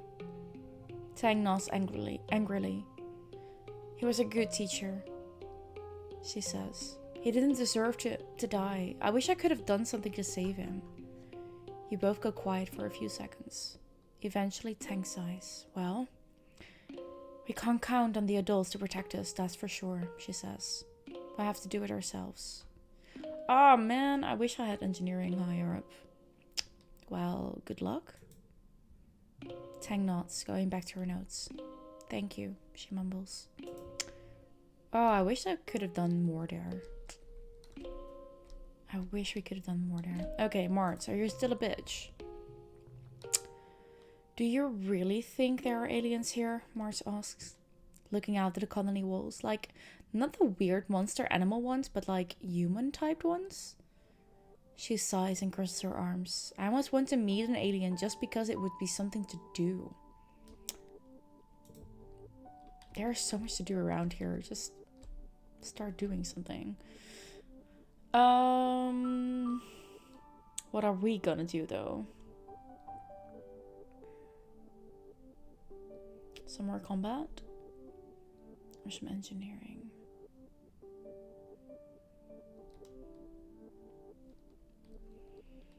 Yeah, let's do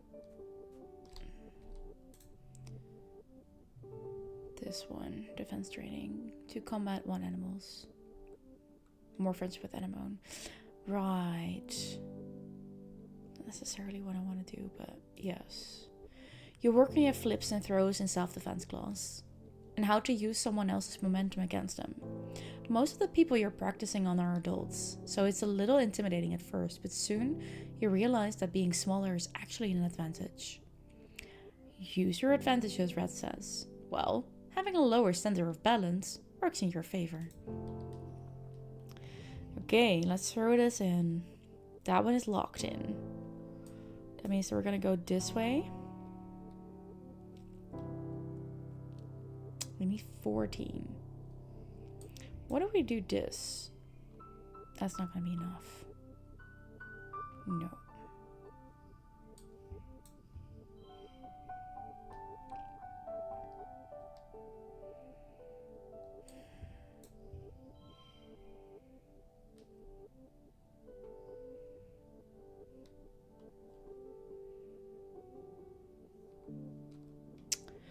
Oh.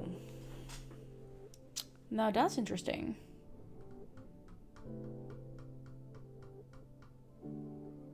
Do we have an option to do anything else? Redraw hand? Maybe we should. Maybe we should. Okay.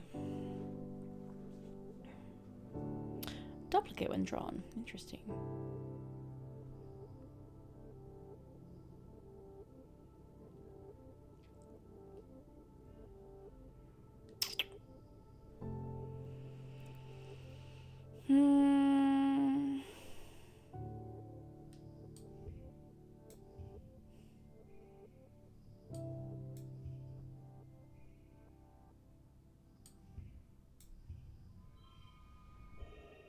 That would be a win. If we do this, we're gonna get to 19.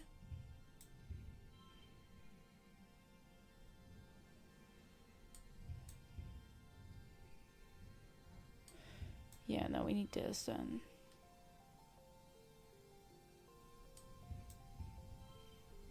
Yep. Done.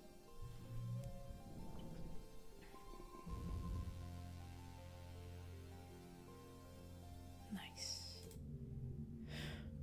You've been having weird dreams, as usual. Well, we haven't had those all year, though, honestly. They seem to get worse around Glow. You wake from a dream that has tears drying on your face. Though you can't remember why, just that you were terrified. Whatever it was, it felt real enough that for a moment you just lie in bed, with your eyes closed and try to calm your breathing. You blurrily rub your eyes and... Surprise! Oh, it's your birthday! Your dad leaps onto your bed and gives you a big cuddle. Happy birthday, little tomato hat. 12 years old. Wow. Can you believe it? No, your mom answers for you, laughing as she hands you your presents. It was just yesterday, Antecedent was showing me how to change your diaper. Because it's your birthday, your parents have brought in food from the canteen so you can all eat together on your bed. As you stuff your face with savory tofu chunks, you open your presents. Which one is your favorite?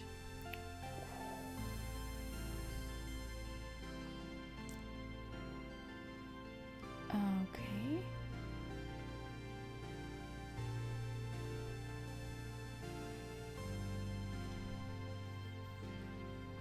Ooh.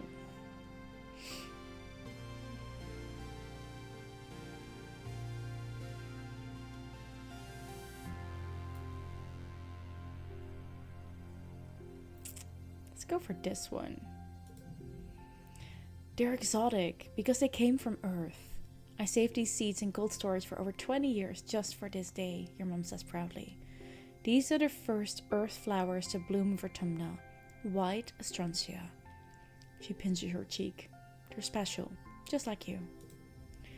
As your dad clears away the wrapping paper and the dishes from breakfast, your mom holds her hands on the table and gives you a serious look. Uh-oh. So, she says, we've been here 2 years now. I know your dad and I have always said you're in charge of your schedule, but we've been keeping an eye on you. A loving eye, your dad interjects, stuffing wrapping paper into the recycler pickup bin. A trusting, gentle eye. Professor Hell used to tell us all the time about how hard you're trying in school, your mom continues. That's great, your dad and I are really proud of you. Working might seem fun and grown up when you're a kid, but if you want to do more than manual labor, you'll need some book smarts too. Your dad joins you again. So, it's time to start thinking about how you're going to contribute to the colony when you're older. At the look in your face, he laughs. Don't worry. We're not going to make you get a job right now. We're just asking, what do you want to be when you grow up? Ooh. Farmer, teacher, a mom with like 10 kids, captain of the sports ball team, a famous idol, a monster hunter, governor of Tumna. Do I have to decide right now? I'm gonna ask that question first. You feel overwhelmed by the decision. Of course not, sweetie, your dad says, hugging you. It's okay to not know yet, and it's okay to change your mind later. We didn't know we wanted to be off-world farmers when we were 12 ourselves. Sometimes you just figure it out as you go. Well, your mom starts to get up. I'm sure your friends will want to wish you a happy birthday. She stops and snaps her fingers. Oh, you might have not considered a career as a depot clerk, but Elle and Bernie mentioned their daughter Martha is working there, and she needs some help. Now that people can freely order luxuries, it's pretty busy there. Sure beats shoveling dirt, your dad laughs. If you don't take that job, you tell Mars I'll be right there. Your mom rolls her eyes and smiles. Okay. I have no clue yet.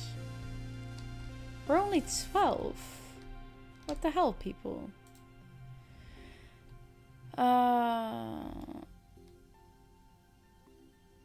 Just scared. Well, dice, honestly.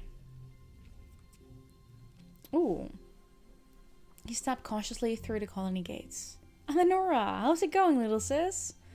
She, surveyor Utopia, steps casually out the bar your way while making it look accidental. Whoa there. I don't know if you're ready to head out there and join the surveyors just yet. Why don't you skedaddle and stick the sports ball inside the walls for now? She rubs her knuckles into your scalp and sends you on your way. Are we gonna go for this? I could. Do we have more things in the bestiary already? No, we don't. I'm tough enough. Well, I'll be, Utopia drawls, grappling you playfully. You ain't lying, kid. You've got grit. Listen, she tells you, I'll speak to your parents. Did I hear surveyors? Yes, you did. You're still a bit young, but I wager next year you can join the junior survey teams, alright? Just hold tight until then. Sorry, Sprout. Dejected, you drag your feet as you walk back through the gates to safety. Psst. What's that? You look around questioningly. Psst. It's Dice. He's hiding behind some bushes? That's so typical. He puts a finger to his lips and motions for you to follow him. Sure, you figure. Why not? He leads you silently along the walls towards the garrison and crouches down in the bushes between the sports ball fields and the security pavilion to fiddle with something. Suddenly, he's gone. What? You check to make sure nobody else noticed. Dan scuttled over to where you last saw him. Behind some popflower bushes, there is a drainage pipe in the wall big enough to crawl through. A heavy grate keeps animals out, but it's loose. You could slide it aside to get through. You could sneak out. Unlock sneak out in expeditions. If the adults won't let you visit the Valley of Vertigo or the subaqueous swamps or the other cool places surveyors get to go, well, you could sneak through there to explore just outside the colony walls. If Dice does it, how dangerous could it be? Dice, you'd not just do that. Oh man, +2 bravery and perception. But it's also like rebelling against things. But it does give us friendship with Dice. Oh, this is tricky. This is tricky. We are gonna take some rest, or we're gonna do that up here, not inside. Although I want to check. This gives us friendship with Dice and -100 success. Okay, let's see what happens if we do it here.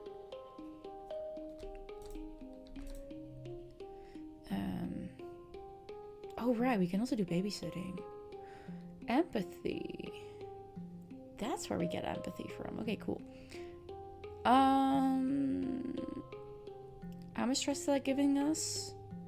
Okay, then we do this babysitting for some kudos and some empathy extra, because we could do with a bit of empathy. And then we do the relaxing at the walls in the next round. Yes. Hello, Idanora. Antecedent greets you. Oh, sweetheart, I'm so happy you've come back to help. You know this place well. The crash, part preschool, part all-day daycare.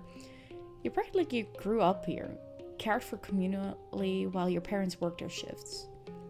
A few kids even live in the crash full-time. In a way, antecedent, aka Anne, aka antecedent, is every kid's mum.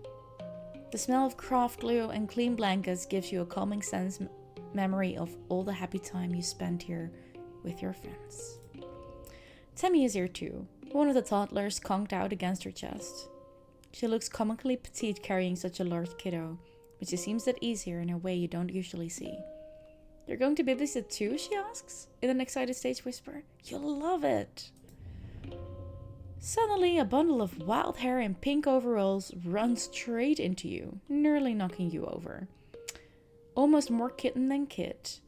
The child grabs your legs and stares up at you with unblinking green eyes. Watch that one, Antecedent warns. You remember Noga? She's turning out to be quite a handful. Why don't you start off by getting her to go down for her nap? Oh, let's Oh, you're a feisty one. What shall we do? Crafts, game, book.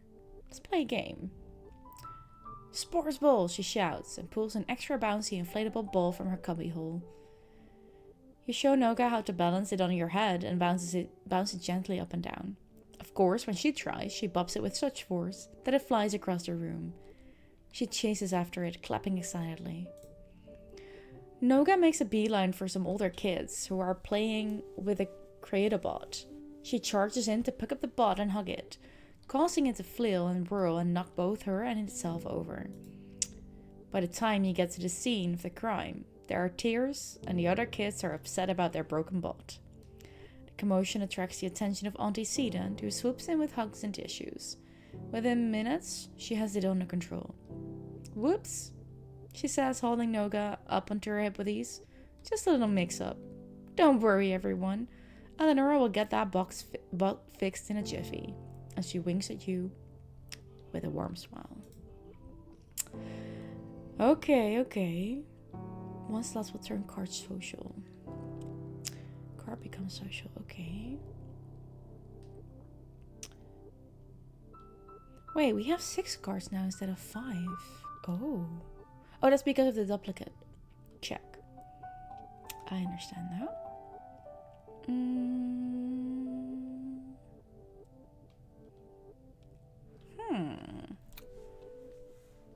I need to get to 16.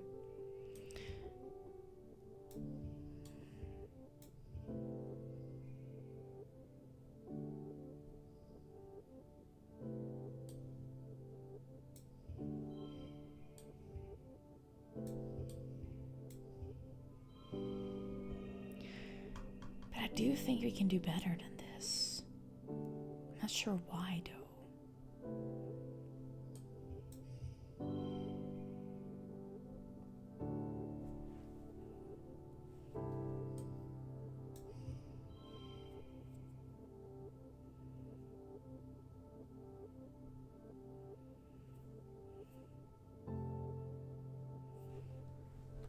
I think we're gonna go with this. Extra empathy, let's go. Cool. Done. And now we're stressed out, so now we're gonna rest.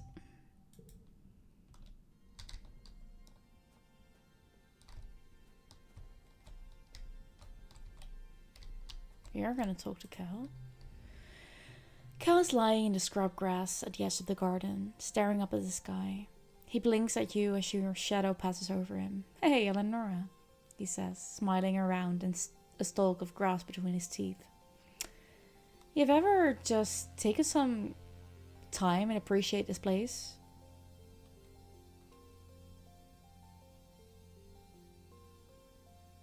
Why would I answer non-verbally? I'm doing alright.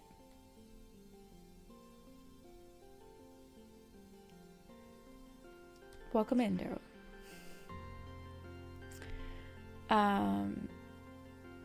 You ever just take some time and appreciate this place? We got sky and clouds and rain and wind. After growing up on the Strato, it all seems pretty magical. I'm sorry, Leplocked. I'm not sure what's going on here.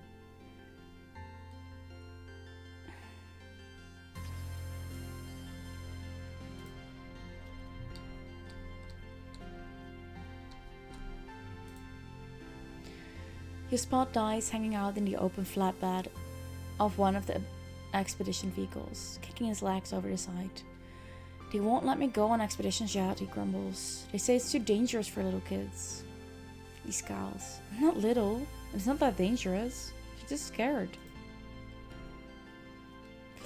That might be. Relax on the walls, that's what we're gonna do. Most of the time you're alone up here, except for the occasional passing guard. But sometimes you're joined by Dice. He barely looks up at you as you plop down and kick your feet through the railing and over the edge. He looks like he's doodling on his holopad. You see all sorts of plants, mushrooms, little creatures with too many eyes or too many legs.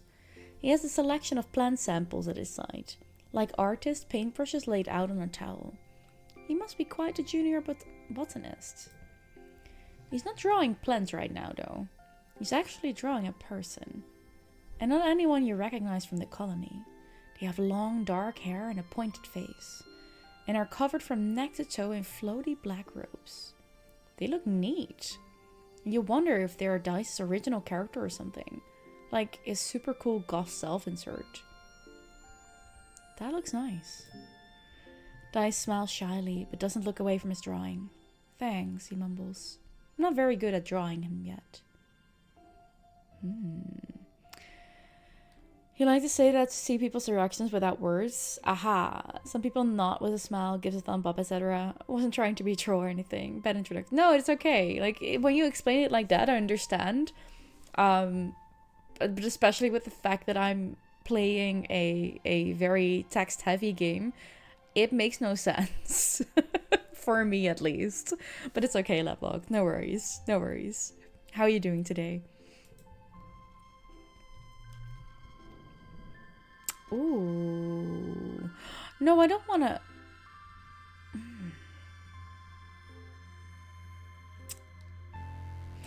Oh, this is... No, I don't want to forget either of these. Yes.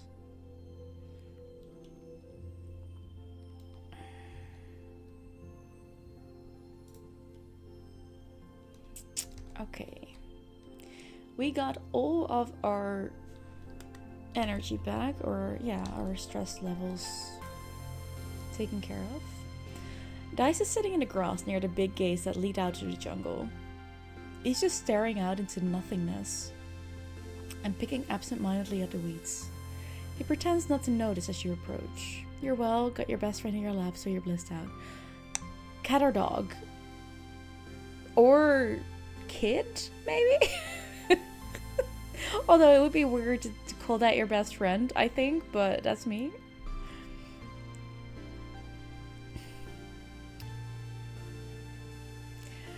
Are we gonna go with are you okay, or with do you want to play a game? You just leave me guessing. Okay. Sure.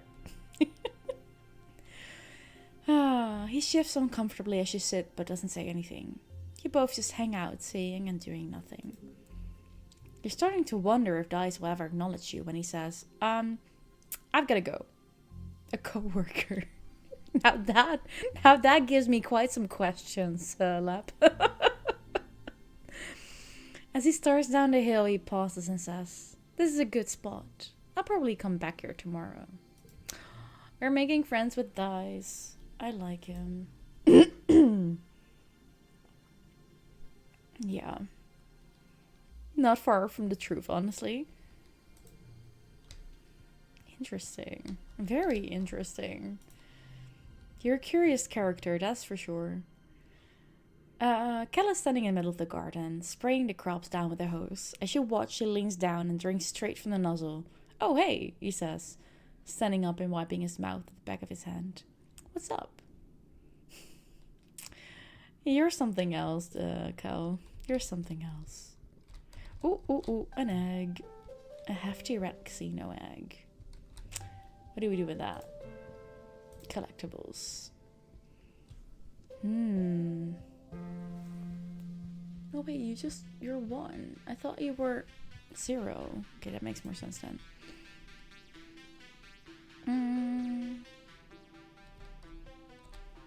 What should I do? Lasagna's in the oven. Very nice, Runa. Although that's quite late. It's 9:30, mister. But I'm looking forward to next week's lasagna. I'll just make sure I'll bring my my oven dish with me. Even if Sumi has anything, then at least we know. I don't want to bother her with too many questions right now. And it's not that much of a work to bring it. What are we doing? What shall we go do? She had 2 last time. We can make more than enough. And a giant pot. Yeah, but I was like, because she wanted to make a small one without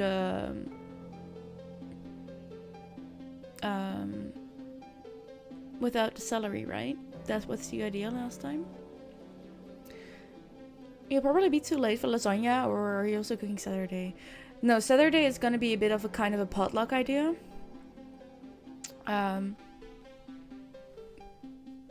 Yeah, pasta with the meat sauce, and the sauce is really good, yep. And I'm not sure, was there any leftovers last time? I don't think there was there? I don't think there was. Or maybe, I'm not sure anymore. A little bit. Yeah, we'll make it work, Yip. We'll make sure that there's food for you if you want. Sumi and Dino ate them fast. Yeah, they did. They did. But yeah, no, the Saturday is gonna be, like, there will be, like, Bako loves to call them Sean Connery boards, or charcuterie. There will be salads, there will be, last year there was sushi, homemade sushi, I think. I really hope, I really hope that her mother-in-law is making her potato soup again. You're coming on Saturday and leaving Sunday after. Oh, right, that's true.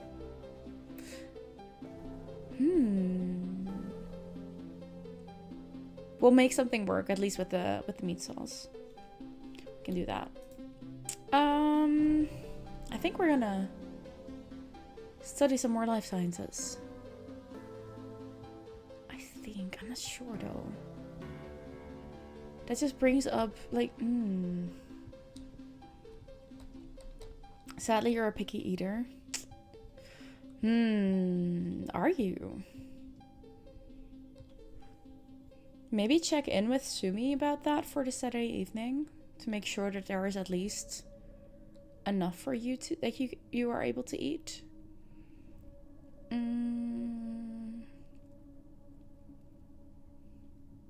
But like that potato soup, oh my goodness, that's so good. It's so good. Waste cash you're ordering pizza? No, I doubt that's gonna be necessary, but still. Yeah, no, we're gonna do this. You're not sure what to expect from life science class this soon after Professor Hell's death. He was the teacher back on the ship. Who could possibly replace him? Ooh, wait.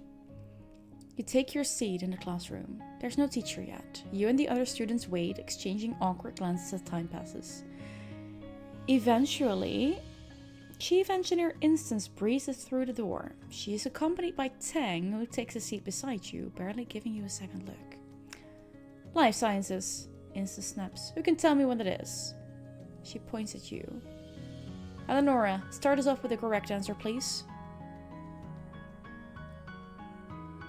Biochem, Medicine, Ecology, Geology. You easily rattle off the subject names. Instant doesn't look pleased, but she doesn't look disappointed either. That's about as good as you ever get from her, honestly. So you count that as a win. Yes. You count that as a win. Cal strength. Oh, right, yes. Oh, that's annoying.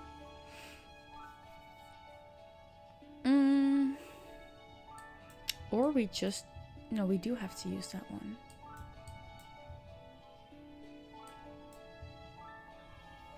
That would make us win the thing, but I don't really want to do that. So if we do it like this... And then we get a super goal, yes. Cool. Let's go. Extra biology, extra reasoning, extra kudos. Wait, 6? Nice. Retie.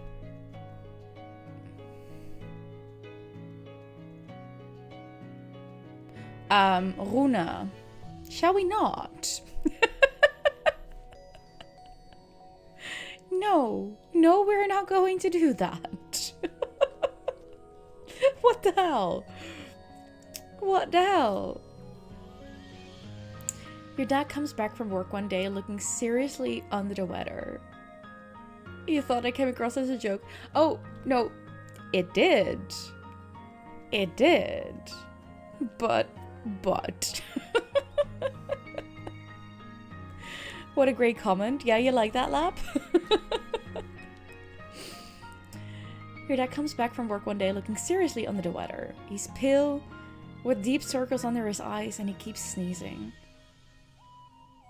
It's fine, he insists. It's just all this pollen in the air. It's gunking up the old air tubes. Do you remember hay fever, Flulu? We always got it back on Earth, too. Your mom frowns and crosses her arms. We did, she agrees. So why isn't it bothering me? You're a lot tougher than me, sweet pea, your dad says.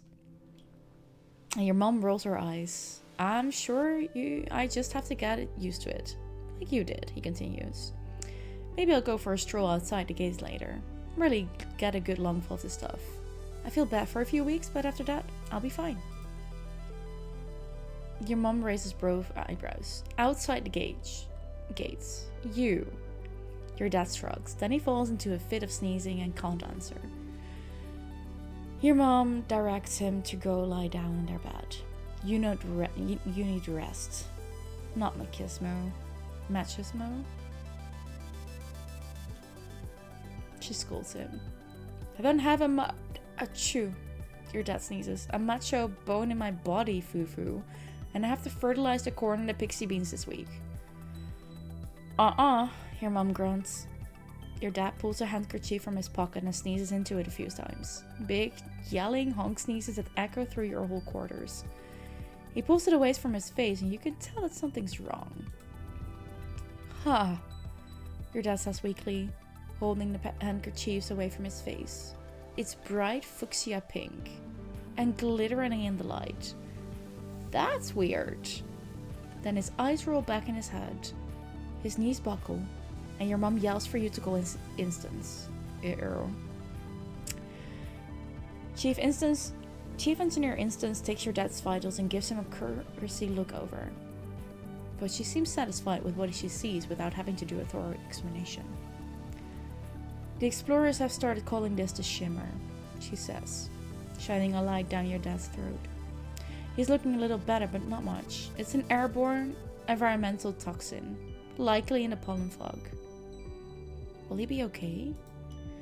It doesn't seem to cause long-term damage to your body, Instance explains. She gestures in the air, making notes on her hollow eye that only she can see. I've been tracking its effect for 3 seasons now. The toxin is flushed out of the body after 3 to 5 days, and is not contagious. She looks down at your father. What that means for you, Geranium, since you're particularly susceptible to the toxin, you should be taking better pains to avoid exposure. If you must go outside during pollen, use a respirator. Your dad smiles weakly. You got it, boss, he says. And your mom smiles and puts her hand over his. As your literal boss, I'm ordering you not to come into work for the rest of the week, she says. You're on strict bed rest. She leans in to touch her forehead to his. They stay like that, smiling with relief. Even after 1 day of bed rest, your dad is looking a lot better. He's clearly anxious to get back out into the fields. You're gonna love this new crop, Eleonora. It's called a pixie bean. They glow in the dark. He's already pulling on his boots. The fields look so beautiful at night. I'm happy that we finally found something that would actually grow here that isn't soy, and more soy. I'm happy too. Yes, we are happy too. And here you thought that I like being tied down. So?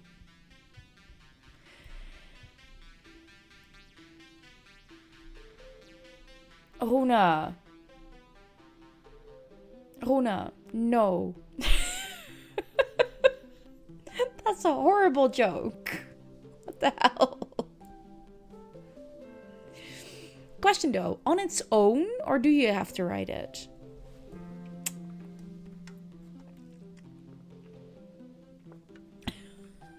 Wow. Wow. Also, Yip, I do, so. I was not replying to the part of the tying down. I was replying to the second part of that sentence. Like, hello? No, thank you.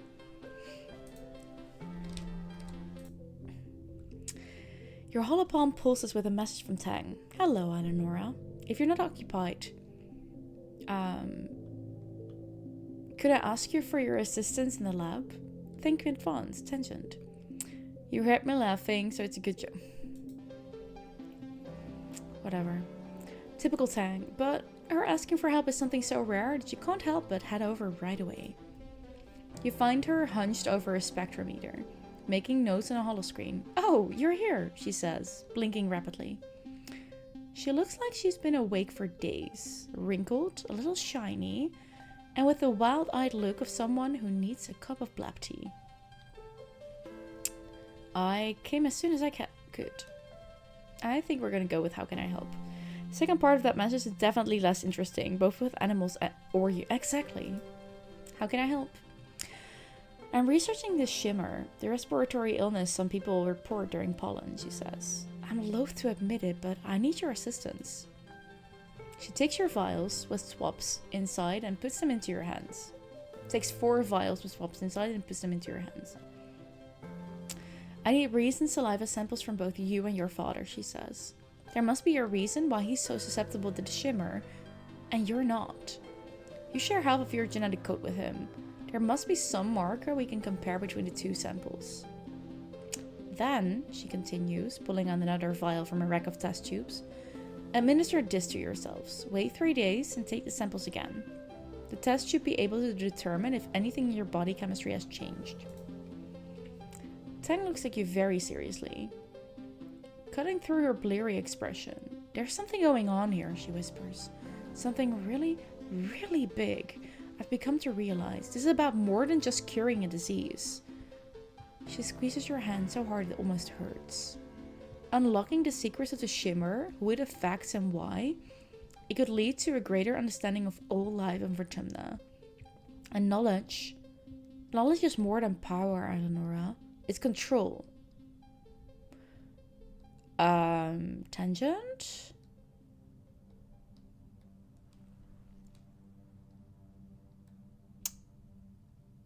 Are you okay? You seem unhinged. Tang blinks again. I'm perfectly fine, she says dismissively. This is the phase of complete concentration and focus. I'm in the zone, Eleonora. Okay, I'll do it.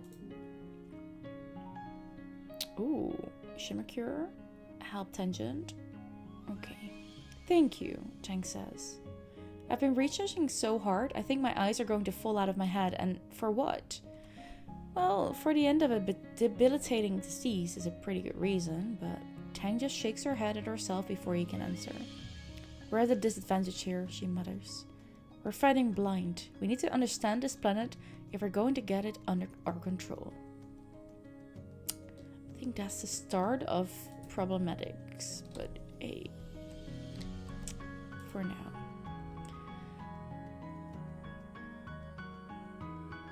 Fair enough, dice. Fair enough.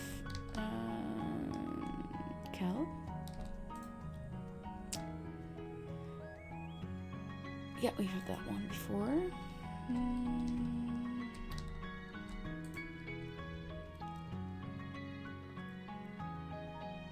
Someday I'm gonna get used to this. Me being done with your shit there. It's okay. It's all good. A lot of people in geoponics. Oh no, that's right. Do you need something? I'm a little busy. That's okay, Mom. That's okay.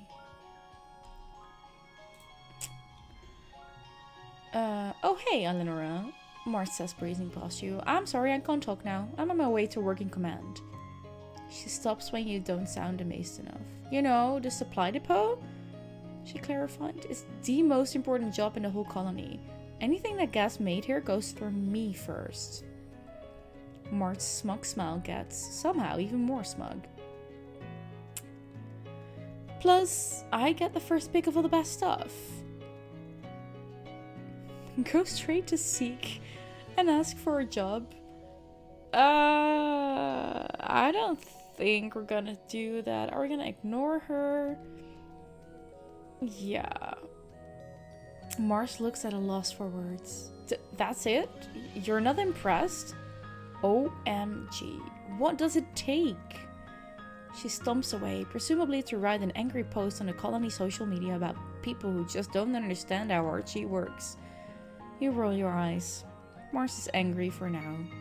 But you could try asking her for a reference later if you change your mind. What would I need him? Why would I know?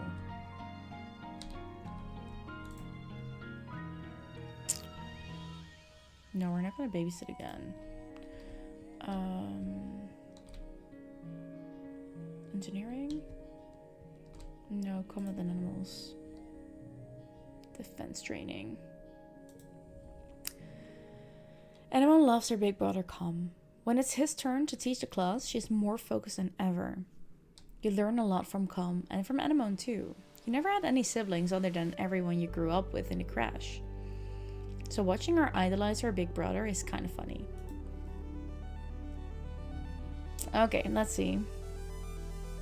Oh. Hey, Broccoli, welcome in. How's growing up going? We're 12.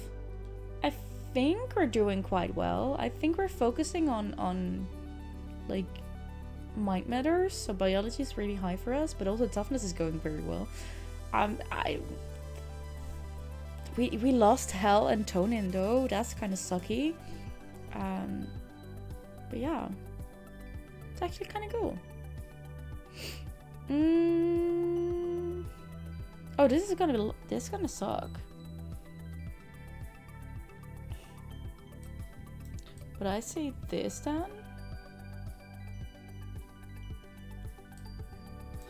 But this one is unchangeable. So that's a bit annoying.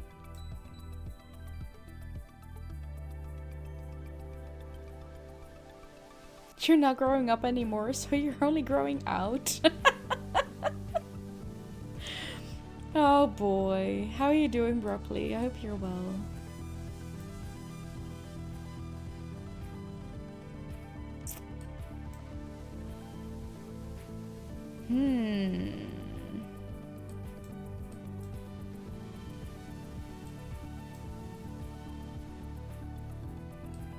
No. We can't change that one.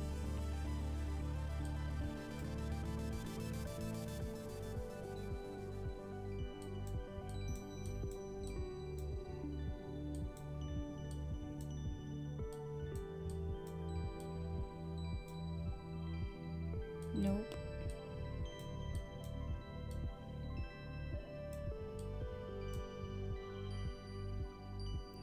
Yeah, I think we're gonna have to go with this one. Fine.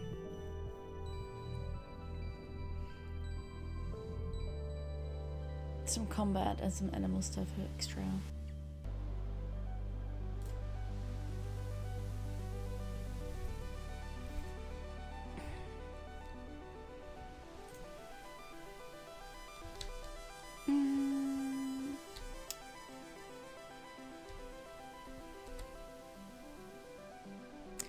Grow out of bad things and be able to do new different things. Yeah. Fair. Do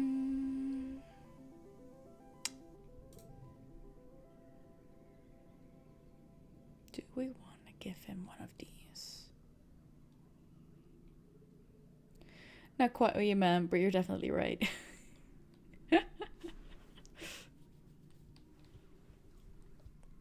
Yep. I feel like giving him the gift from our mom.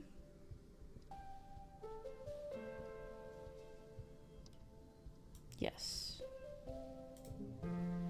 Whoa. Cal hoots as he carefully takes the flower. This is one of the species your mom brought from Earth, right? It must have taken a lot of care to grow this. Can I really have it? Thanks, Eleonora. You're welcome, Cal. The garden looks deserted, which is strange. Cal is usually here, taking care of the animals or playing in the dirt or fetching things for the adults. You spot a pair of dirt-streaked legs dangling over a piece of equipment and clamber up beside Cal in the sun-warmed meadow. You're anxious, but a bit optimistic for a first time in a long time. You want to share more about that, because that sounds interesting. But I fully understand if that's all you want to say about it.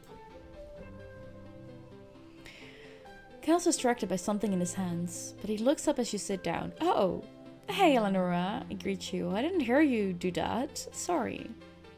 Look at what Tammy gave me, he says, holding out a weirdly shaped doll with green, stringy hair and lopsided eyes. She's the best, he says proudly. It's so cool that she can make stuff from what other people think is just garbo junk. He lies back against the machine and raises the doll to the sky, letting it block the sunlight from his face. Tammy's my best friend, he continues. I know we all grew up together, but like, Tammy's really special, you know? Yeah, she really is. Cal looks pleased. I'm glad you think so. We used to play together all the time on the stratospheric. Like, all the time. Man, I remember one time... Cal squints into the sun and rubs his chin. Sorry, I was just... Before you got here, I was just thinking about how... When we were like 4 years old, I promised her that we would get married when we were old enough. Anemone teases me about it. She thinks it doesn't count because we were just kids, but I keep thinking about it, you know? He looks down at the doll in his hands. It's truly ugly, but that's part of its charm. Ooh. I mean, I know we've been like connecting with Kel because I think he's really cute.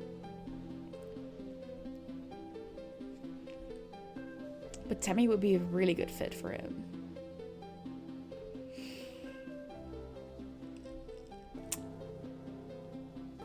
I don't want to go on the I'm way better. That's not me. I think we're going to go on the... You don't know how to explain without definitely too much trauma dumping. I understand, Broccoli. That's okay. I hope that the anxiety is going to ease. And that the optimism is not going to be for naught. Yeah. There will be ads in a bit. I think I'm gonna let that one just run while we're here, because it's gonna be the last round. I'm gonna go with people change. Cal size. I guess that's true. It's been like 8 years. Maybe Tammy's changed her mind, or maybe she doesn't even remember I asked. Plus, I don't know how I feel about it. He's quiet for a few seconds, but then he laughs awkwardly and scruffs his hair so it stands up like a dandelion. Well, the good thing is, we'll be best friends forever, no matter what. You and Cal spent the rest of the afternoon basking in the warm sunshine and chatting about growing up on the stratospheric. He gets a little quiet whenever Tammy comes up again, but otherwise it's a perfectly happy day. Okay, I think that went as well as it could go between a 12 and a 13-year-old. Yeah. His birthday is late dust. Yes, we have figured that out. Wait. Armor skilled skin. Yes.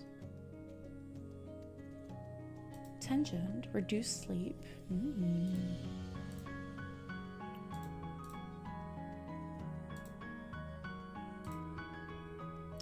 Tammy's older. Yeah. Okay. What shall we do? That's your favorite, but you still didn't manage to date him across 5 playthroughs because reasons. Ah. Right.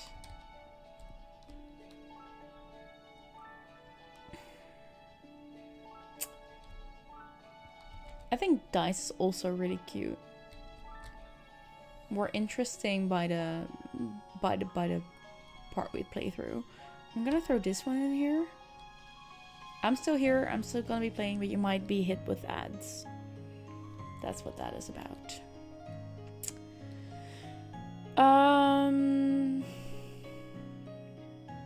What shall we do?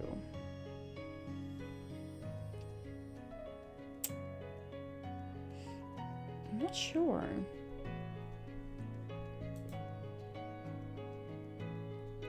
As will jump out of the TV and hit you over the head. Yes. Yes, exactly. Ooh. Shall we just for this one time, because we can, sneak out? Bit of bravery and some perception. I think that's not a bad idea. Let's do it. That got us an achievement. What's out there? We can explore. Events in this area can be done in any order. They won't cause time to pass, but will increase your stress. Return home via the Expeditions Depot flag, or the home button on the top left of the screen. Watch for collectible items you can bring back as gifts. Events respawn at the beginning of each year, and new collectibles have a chance to appear every season. Sneaking out is fun. Cool. You're back finally. No, it's okay. No need to say sorry. Ooh, what is this supposed to be then? You leave the path and sneak through a strand of mush trees to one of the little sawmills dotting this area. It's a small but busy operation. 3 people feeding mush tree logs into some kind of machine, while the 4th one directs a 4-legged robot with a plasma saw mounted on the front. Stay and watch what they're doing. Yes? You stay out of sight and watch how they do it. When one tree crashes down, it almost seems like the others are wincing. It's probably just your imagination, though. They aren't planting new ones or leaving any behind. You know the mush trees regrow every year, but can they still regrow when you cut down everything like this? Good question. Even the smaller trees and bushes are getting ground up for mulch. With a scary big grinder that sounds like a roaring beast. The entire process makes you uneasy, but also proud of how industrious your colony is. For Tom, that is fabulous. It's pretty. Oh, so those things, the colony outskirts. Yes, that's where we are. I understand. Oh. Oh. You sneak up to the expedition's office at the colony gates. Nobody has seen you yet. The lively hustle through the gates kind of makes you miss your friends inside. If you want to go home, you could sneak back through the drain pipe. No, keep exploring. Keep exploring. Can we just go here? Oh, we can. Okay, so all those little events gain us stress. Can we move past them? No, we can't. Okay. Then we're gonna go this way for a second. We're always being led to these things. Check. A nearby pond has dammed up and washed out the path here.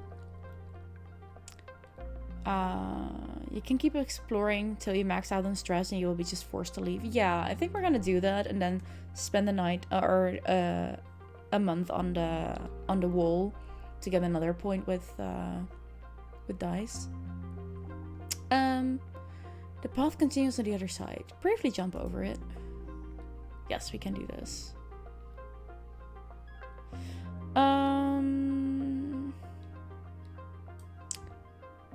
What? Oh wait. What?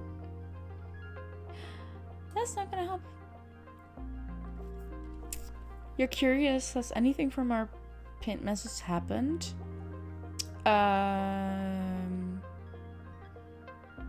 Oh, Christ. Give me a sec. You're not having sound in a second. I'll have to see.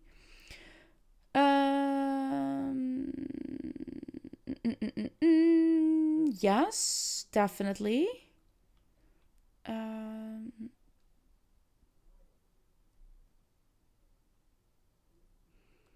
Mentions. Yes, also. Yeah. Yeah, twice. Death happened indeed, yes. We lost Hel, the teacher, and Tonin, who was the first chief surveyor. We lost those two. In the same damn year. That was a bit rough. I'm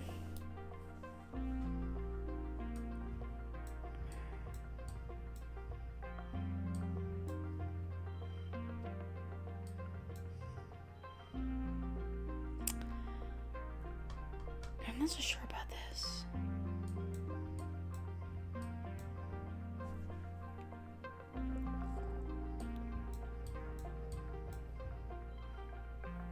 Oh, 15 is a nice one. Yeah, let's go.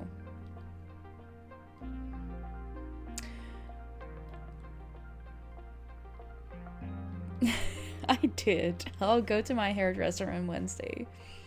Am I correct? Yeah, Wednesday. Yeah. There's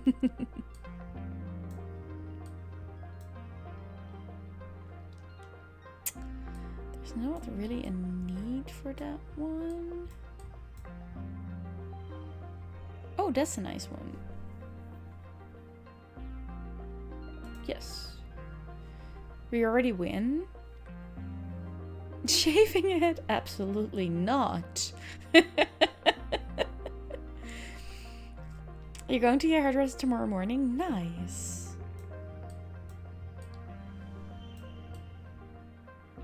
Oh, it doesn't even matter what I throw in here. It's just gonna be fine. Super goal made. There we go. 2 bravery. You bravely fall and in and get wet. Oh, wait. I'm sorry, Yip. Yes. Well, like, it could still be. It could still be. Like, if there's still some growth, you want that, like, fixed. And I think that's easier if someone else does that than you do that. So it's not even that weird that I'm thinking about that.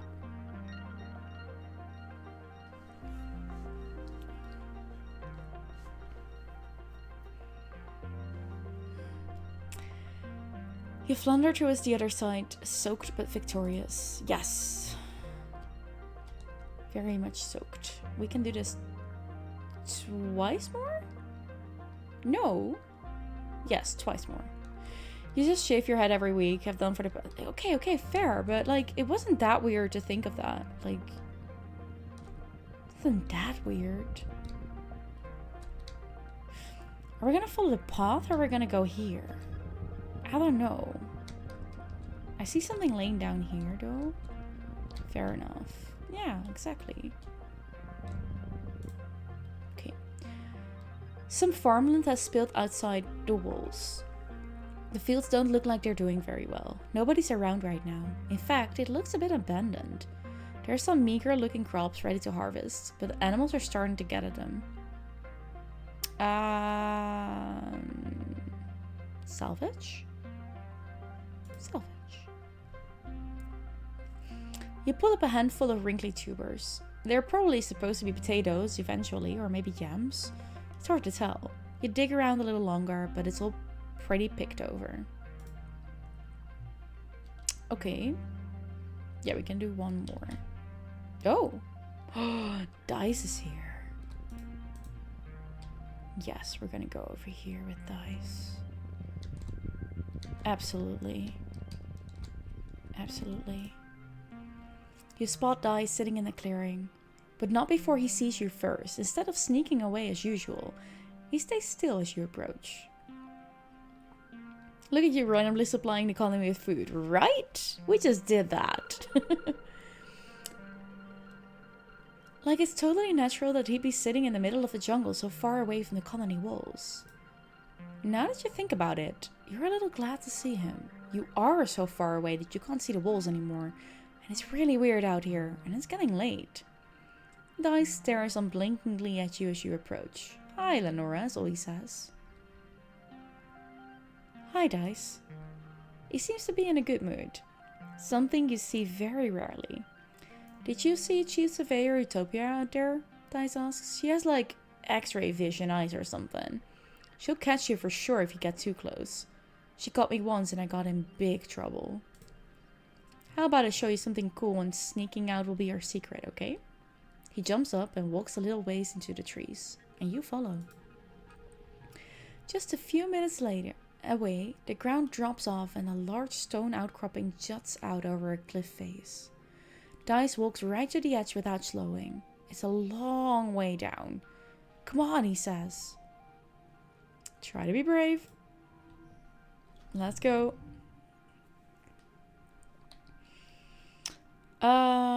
It's a bravery challenge. Oh wait, it's the first round. Let me see.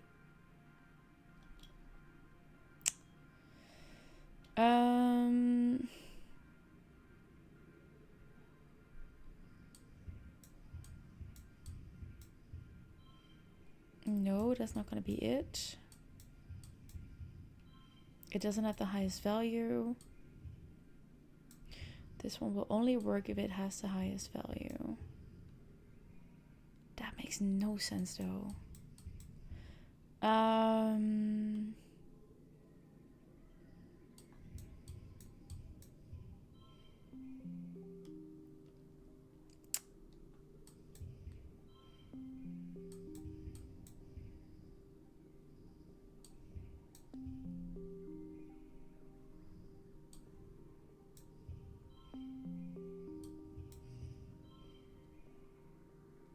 gonna go with this, 11? I think so.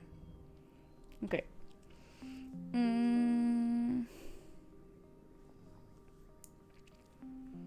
+1 to the next card. Set neighbors to this value. Okay, wait. Well, we could do this. Yes, then we've already made the goal, but we have another round to go. Here we go. Oh, that's annoying.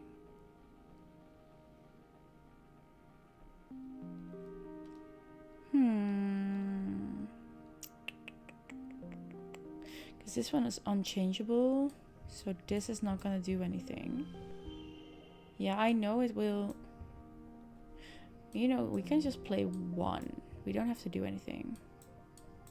Just that one would be... No, we need a 2.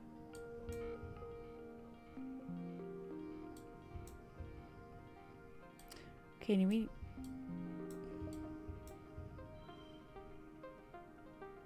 Right. Okay, fine. Let's do it like that then. Super cool. Extra bravery. You bravely step onto the rock and walk out to the edge with Dice. You both sit down, feet dangling over the precipice, and look out at the amazing view. It's incredible. You snap a picture with your holopalm, but you won't share it on the net. This is your secret. Yours and Dice's. A beautiful vista. Gems matter for other cards. Oh. Keep exploring. Oh, we can explore more now because we got less stress. Oh, I like that. Perception is going up big time here. Got a card and 2 friendship with Dice. This was a really good idea. Keep exploring.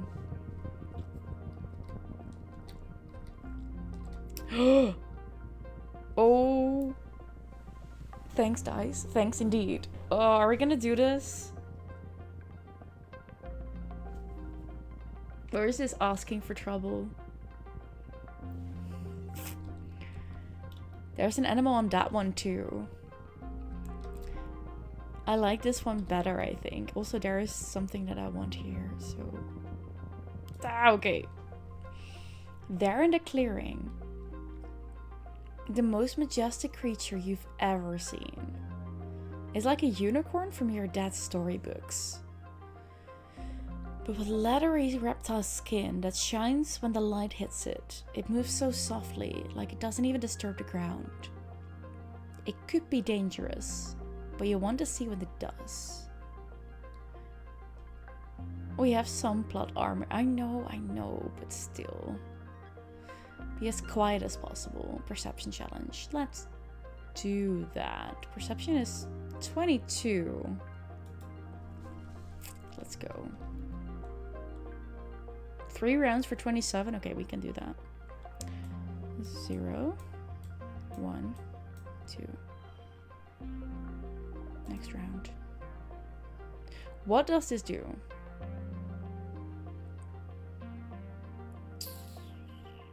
Oh, wait. We can just use them. Oh. Okay. So 1, 2.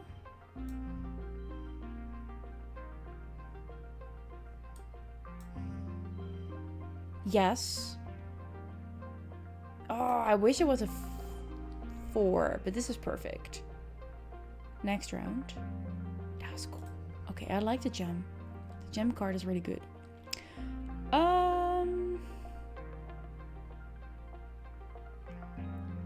Oh. Just because we can, see how high we can get? Was this already higher? No, we can get it to 21 if we wanted to.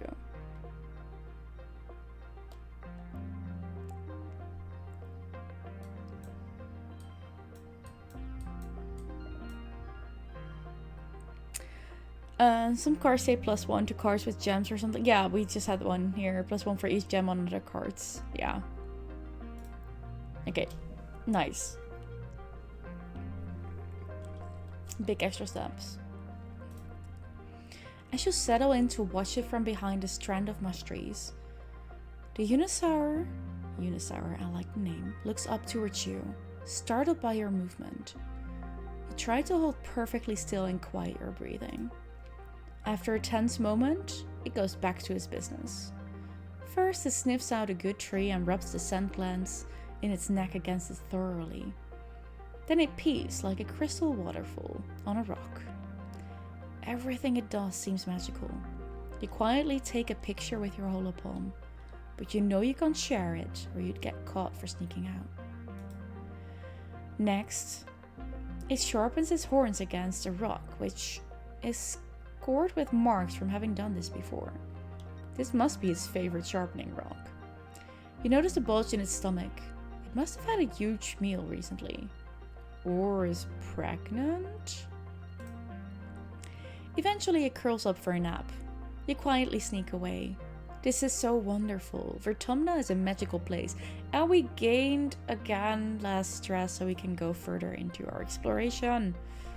Okay, I'm liking this. Now, do we want to go for the other animal as well? Let's see what is there. No, we're going this way. Egg. Yes, we're going this way. You're minding your own business when you stumble into... This low valley has collected a lot of that thick pollen. You cough and try to push your way through, but it's pollen all the way down. Surveyors get nice helmets with built-in masks, but yours is just a cheap one. At least the pollen isn't too thick here.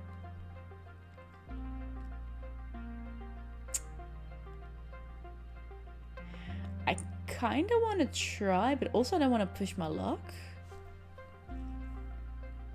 Broccoli, what would you do? Would you try this perception challenge, or are you like, might be a bit too early for that, and go back?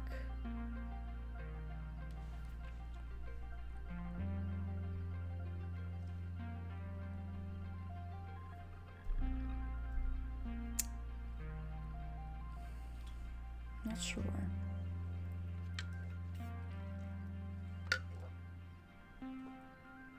You would do it? Okay, let's try. It's an easy challenge though. Okay, fine. Okay, we're still 27. Fine, we can do this.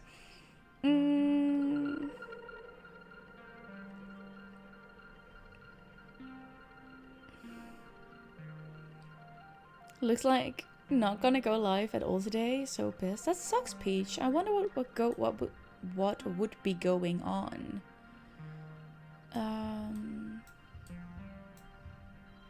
Oh, I kind of hoped that we would go for, but fine. 11, 0, 1, 2, +1 extra. Oh, that's interesting. Okay, fine. And then 0, 1. Ah, there we go. I'm far from real danger, and even the worst, the worst you have got is getting injured. Debuff. Okay. It's now because none of your mods were replied, so if you can help out today. Okay. Well, people can be busy with life, I guess. Yeah, I like this win. Let's go.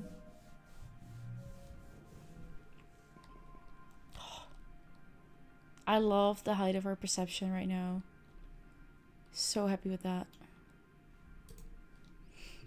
Blech, this pollen makes your face itch. It makes it all the better when you find a route to higher ground and come out of the worst of it. Okay, get the egg. We found quite a couple of things here already. That's really nice.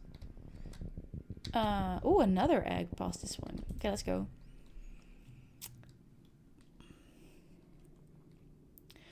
You come across a cluster of mush trees. They're not fully grown yet, but they're still plenty big. It might be good to harvest them before they all get all gross and mushy during the rainy season. If you were older, you could probably cut them down and get some kudos for them. Give them a friendly pat. You know, because you remember you told you about the one mod that she and you had an argument because of one of her mods. Peach, like, it happens. People can't always be there when you need them, sadly. I wish it was different. This game is encouraging you to explore and push your luck because you're special. Fair. Okay. Did she though? Did she say that, or is that your interpretation? Give them a friendly pat. You like the mush trees. You give one a pat and are surprised when it moves under your hand. It's not a tree though, but a camouflaged creature lying against a trunk. It's small and looks a little like an octopus. Or a starfish. Lots of long legs wrapped around the tree like it's giving it a hug. Well, then she wasn't a true friend at all, anyways. Those are the people you'd rather not have in your lives. In your life. Ooh. Okay, last one. Then we have to go back. Yes. You let your mind wander as you're walking and bumble straight into a field of gelatinous blobgrass. Totally transparent. The sticky fronds are hard to see but even harder to ignore, especially once they start glomming onto your boots and slowing you down. It's like trudging through thick mud. You stubbornly decide to keep going, paying close attention to the visible signs of this blobgrass field. And there aren't many, just an absence of other vegetation. Look for a path through it. Okay.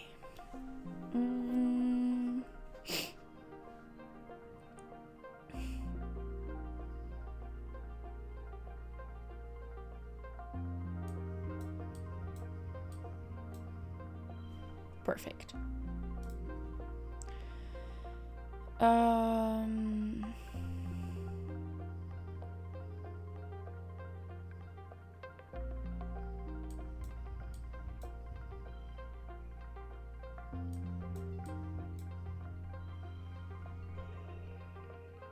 Yes.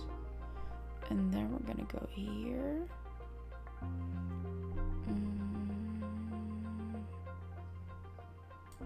0, 1, 2, 3. It will always make that one right happen. Yeah, but wait, let's do it like this then. More perception. I absolutely love this.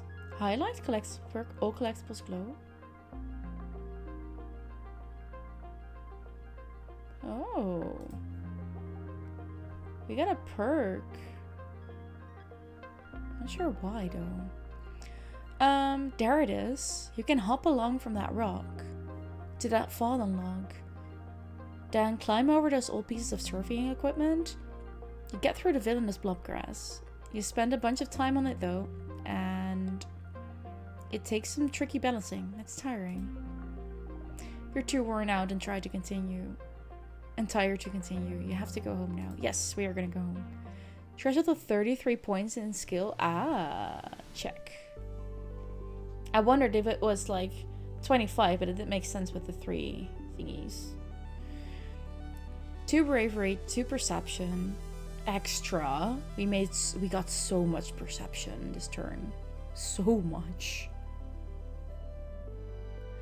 You know what, Peach? Next time you stream, I'll have a look and see if it's fit, okay? Do you have enough, oh man, do you have enough points yet to get a Discord invite?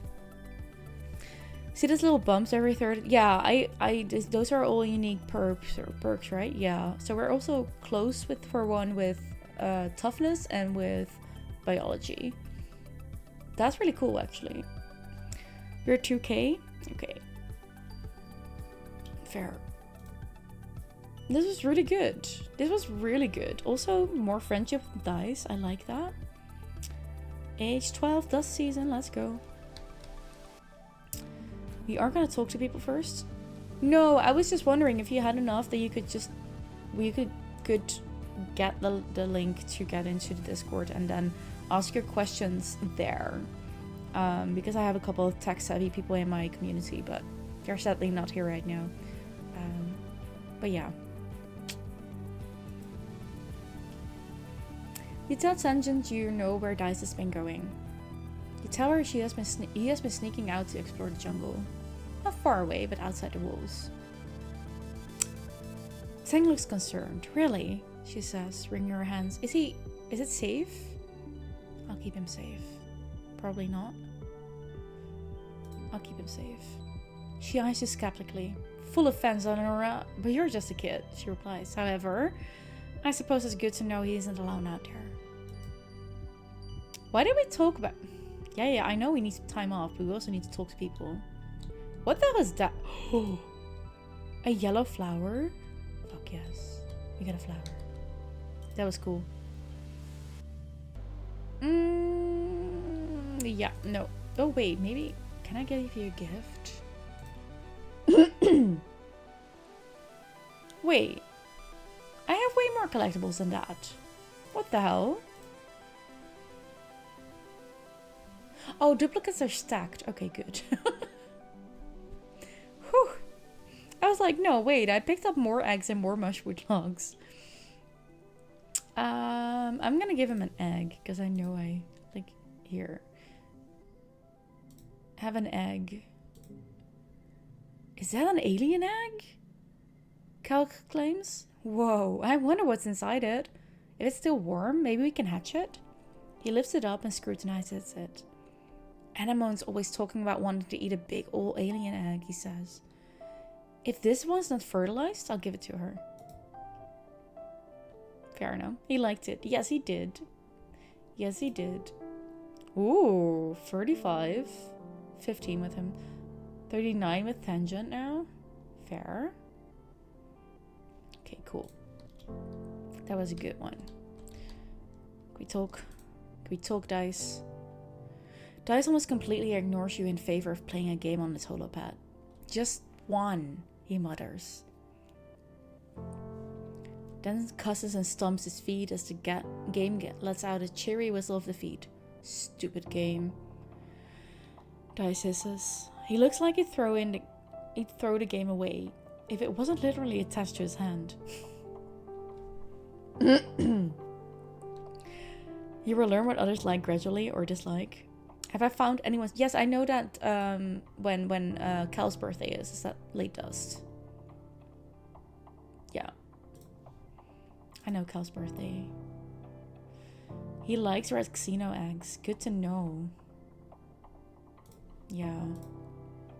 And oh, she likes them too. Check. We don't know March yet. We don't know what Dice likes. Nor Tammy. But yeah, we found Cal's birthday. Anyways, we are gonna rest a bit, relax on the walls. The only spot of excitement this month was when you filled in for Anemone when she needed to use the bathroom. And just by chance, you happened to notice a small pack of Hopeyes starting to chew through some cables.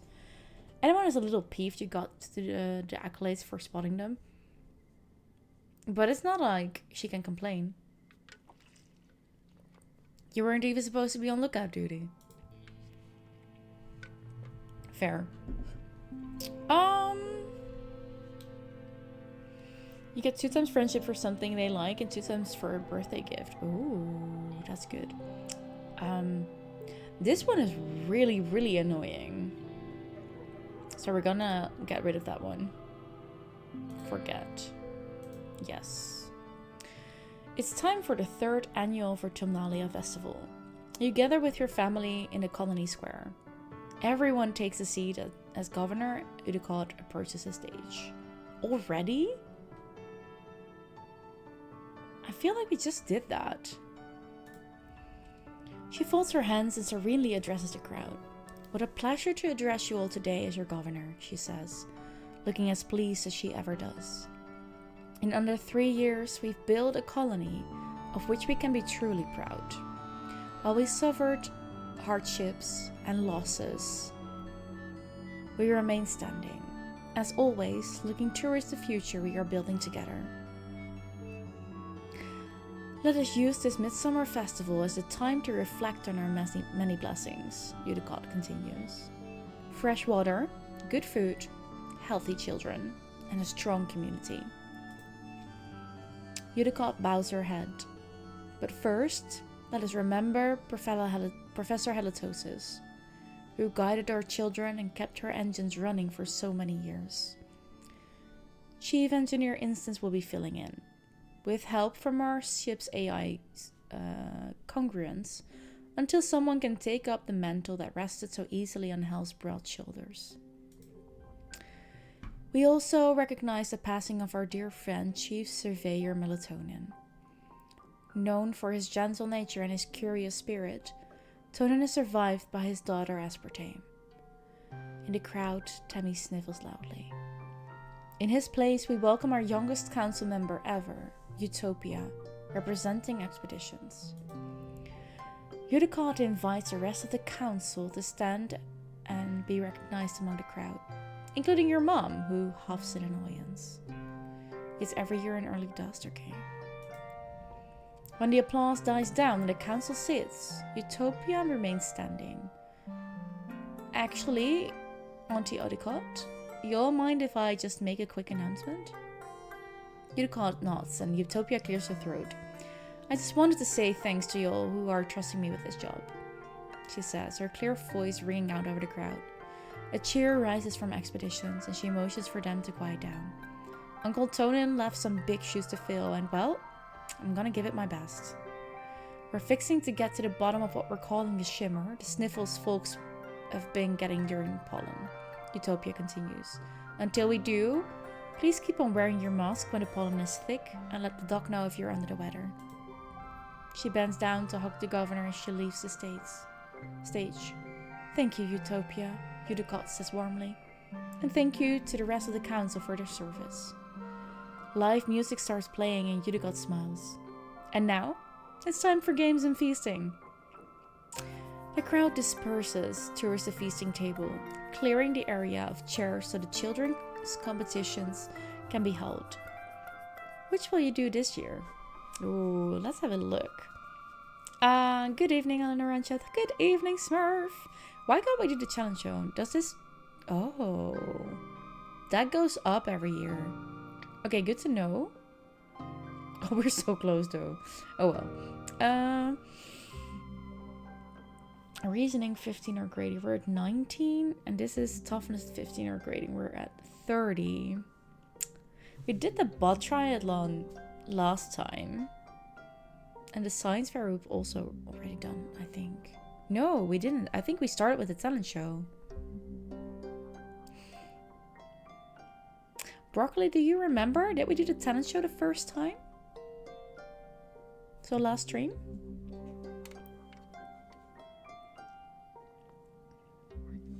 I think we did.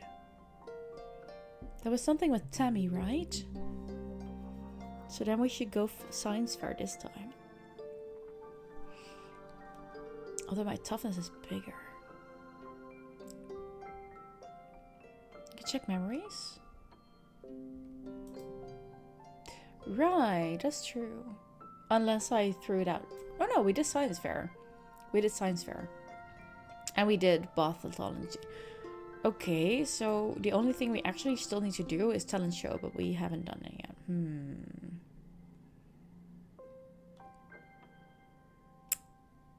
Let's do this one.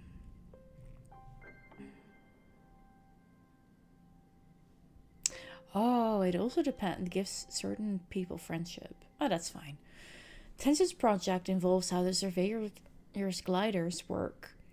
Something to do with the materials they're made from, reacting with the magnetic field of the planet, combined with solar energy collected from the wings. You tune her out, only zoning back when Tang stumbles through one of the judge's technical questions. You catch her look at pained frustration as she realizes she doesn't know the answer. Oopsie. Tammy's experiment is a tray of lumpy, misshapen, half-melted marshmallows. She says she wanted to find a autumnal alternative for marshmallows, using aquafaba instead of gelatin or eggs like they would have on Earth. She says she had a successful version, but she ate it because she was so anxious about her presentation. The judges return to you next.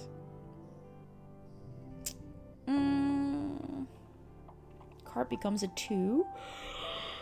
Okay.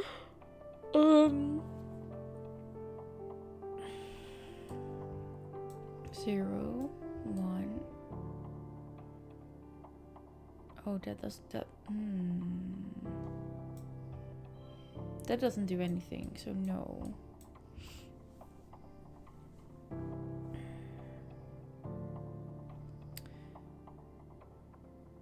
Oh wait, I think I know what to do. No, that doesn't work.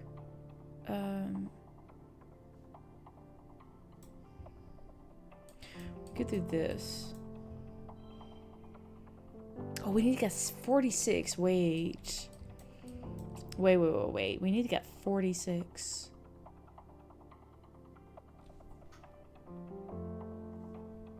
I think that is the best I can do, though, for this round. 13. Yeah, I think so. Okay, fine. Next one.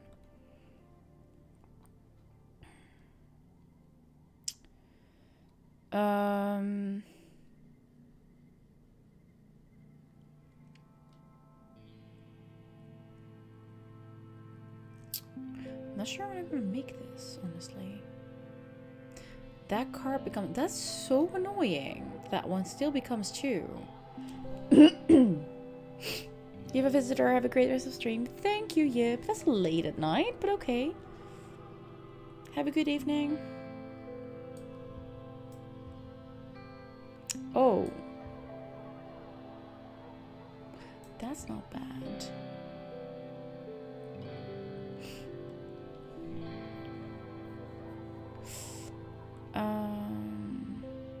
Thank you for the lurk. I appreciate you.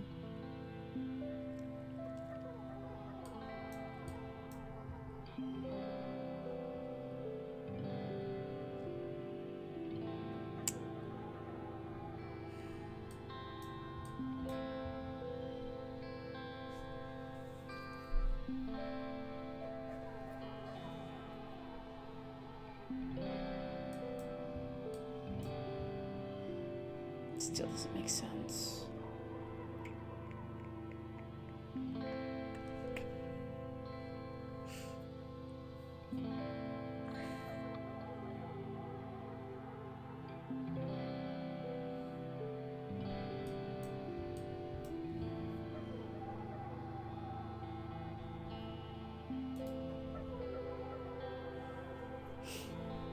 Okay.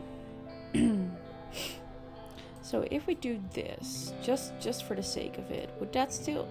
Okay. Yes, it would.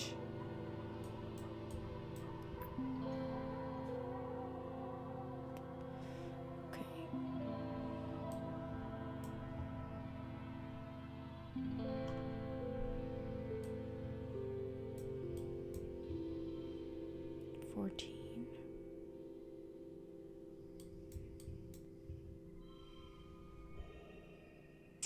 We can win this. Okay, and what happens if we throw in 2 more?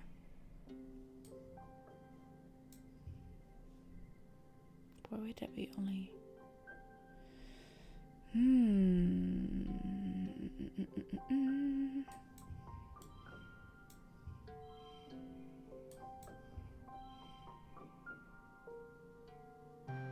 Okay, cool. In that case, let's go. We won. No skill changes. Okay, fair. You do an egg drop experiment, tracking fragile crystalline glass fruit and designing 4 different ways to protect them from breaking after a long fall. 2 breaks, but 2 succeeded. Your experiment is only a simple demonstration of physics, but the judges decide to award you for choosing something within your capabilities and doing it well. Tang is frustrated, but more at herself than you. She's not used to failure. After the festivities, you take time off for a much-needed, very relaxing break. Your dad sets up a slip and slide through the colony square, and everyone takes turns sliding on their stomachs and spraying water at each other. It's a lot of fun. You can feel your worries floating away in the hot dust suns. Okay, here we go. Early dust. Mid-dust. Mid-dust.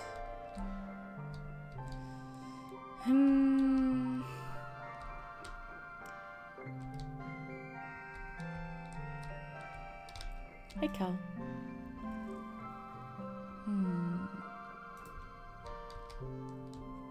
Dice?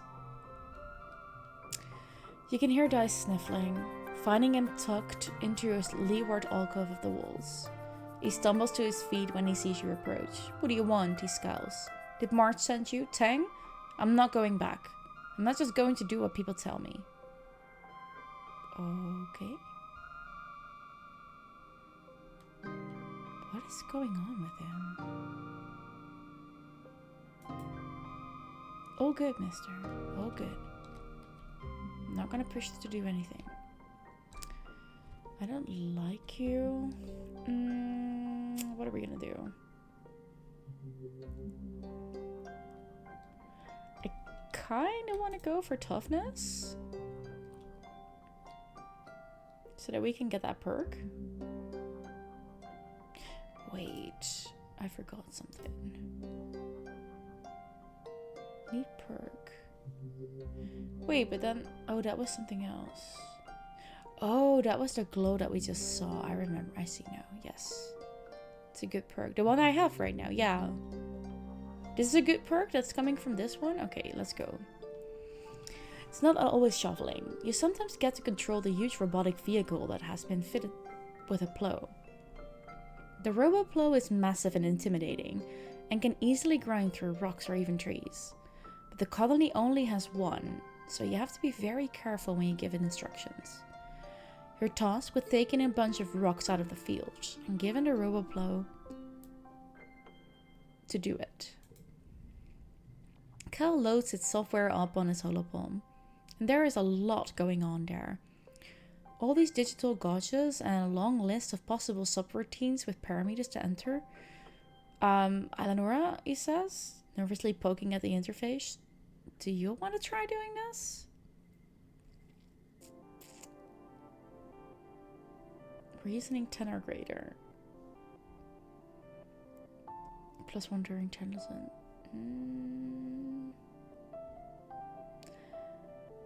Maybe we should just use our muscles instead today. Let's do that. The two of you decide you can just dig the rocks out yourselves, with some shovels and a backup hand plow. Cole is relieved. This, he understands. Your mum thinks you're nuts, but hey, you can get the job done eventually. Gain an extra toughness, gain memory, discard, and then more stress, but that's what it is.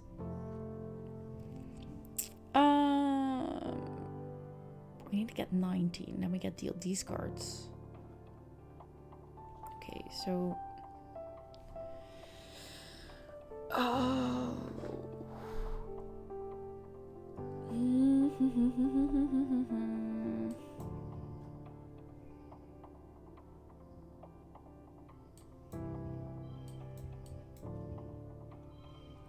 Oh.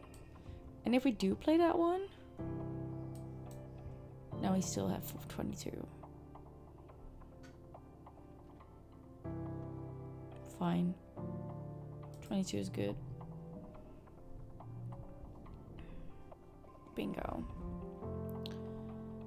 +1 to physical cards perk. Red cards get +1 in physical challenges. That is a good perk indeed. Damn. Thanks for the tip, Broccoli. Late Dust. We need to give him a new perk. Yes. Yeah. That's a standard one, right? I don't have to... Yes, it's a standard perk. Cool. You are getting a egg for me. Nice. And on my birthday too? You're the best. You're welcome. How much did that give us? Yeah, I thought so. Now we're at 4 with Cal. Nice. I'm happy with that.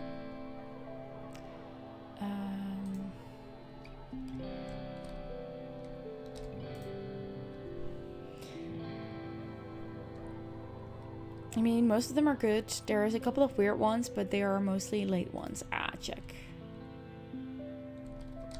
Weird in what way? I'm curious. Just curious. Or would that spoil too much? Which I could understand. I think we're gonna get some biology extra in. Let's do that.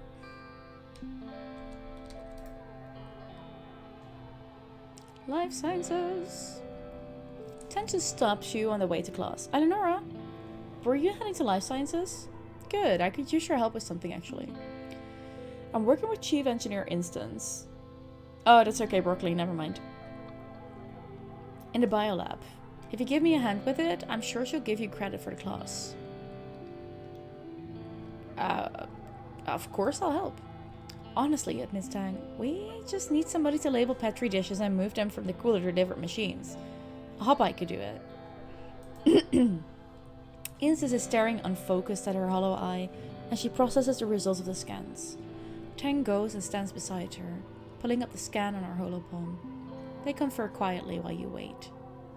Sounds like they're studying the shimmer, the mysterious illness some colonists get during the pollen every year, including your dad. Instance looks up at you, as if you're just noticing your existence. Ah, Eleonora, she says. We've been studying samples from some of the colonists who got sick during pollen, including your dad.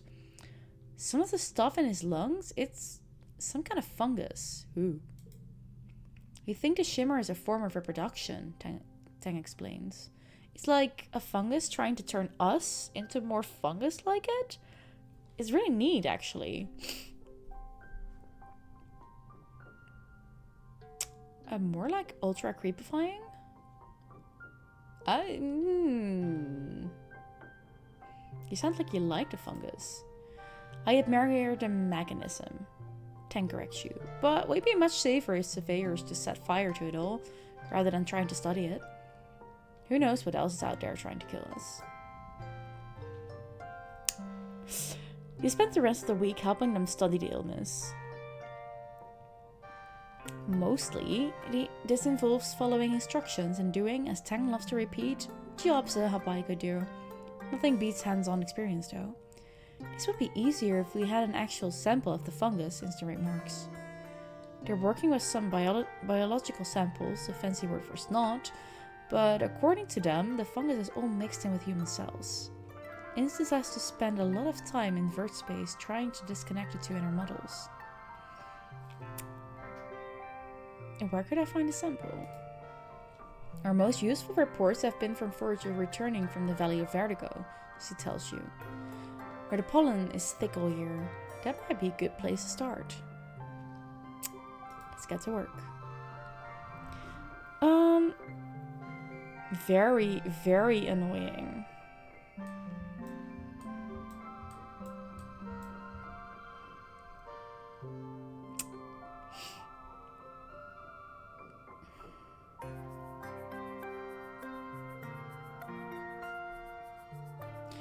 He's not gonna... Peach, you'll find a way. You'll find a way. Never say never.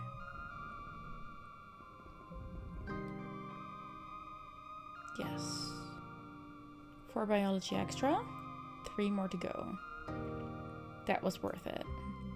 Good morning, Pardo. How are you doing? How is your Saturday?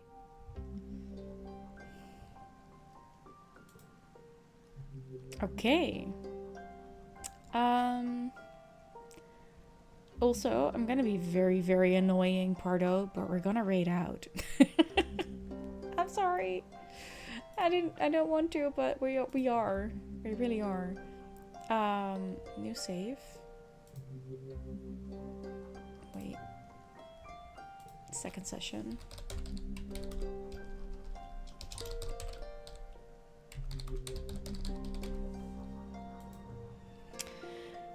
You just told your mouse what you need help with, and her response is just fix it. Doesn't even offer to explain how to when you asked her.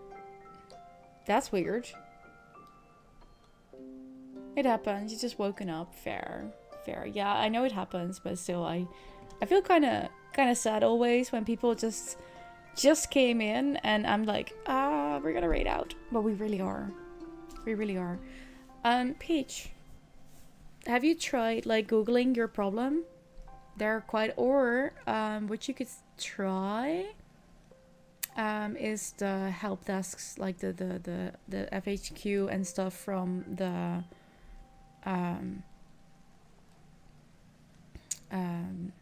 from either Streamlabs or Stream Elements. They can help you out too. They also have Discord. At least I'm not sure if they have Discords. I can't help you from here. I'm sorry. I wish I could. Oh, that happens when I click out of the game. That's true. Oh, that's a bit sucky. Okay, I'm gonna get you some music before we raid out. Because that's annoying. You just don't understand. I get that. And it's frustrating, I know. Okay, there we go. Music. Okay, let me see. I had already decided where we were gonna go. We are gonna celebrate with Wade. Don't tell Wade that we're gonna come. Please stick around for the raid. I would really appreciate that. We are gonna go over to Wade to celebrate his 4-year affiliate anniversary with him. Because he deserves that. So this is our raid message. No, this is the raid. Never mind. I'm gonna throw the raid message in here now. Please come with me for the raid, Peach. What you do after that, I'm fine with that. Just come over there. Damn it.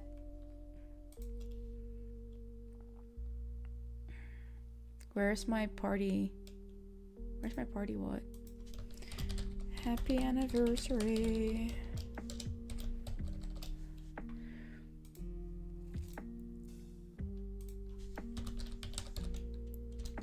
This is one if you copy this one if you are subbed. If you are not subbed, give me a second. We can do this one.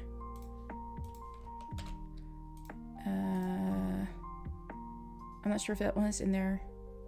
Let's do it like that. There you go. 2 different ones. The one with the moving ones is for the subs. The one with the static ones is for the non-subbed people. Thank you all for being here. I'll be back on Sunday with Cozy Stardew Sunday. And I hope to see you there. Have a great weekend. Love you. Bye. May the best of your today be the worst of your tomorrow. Bye.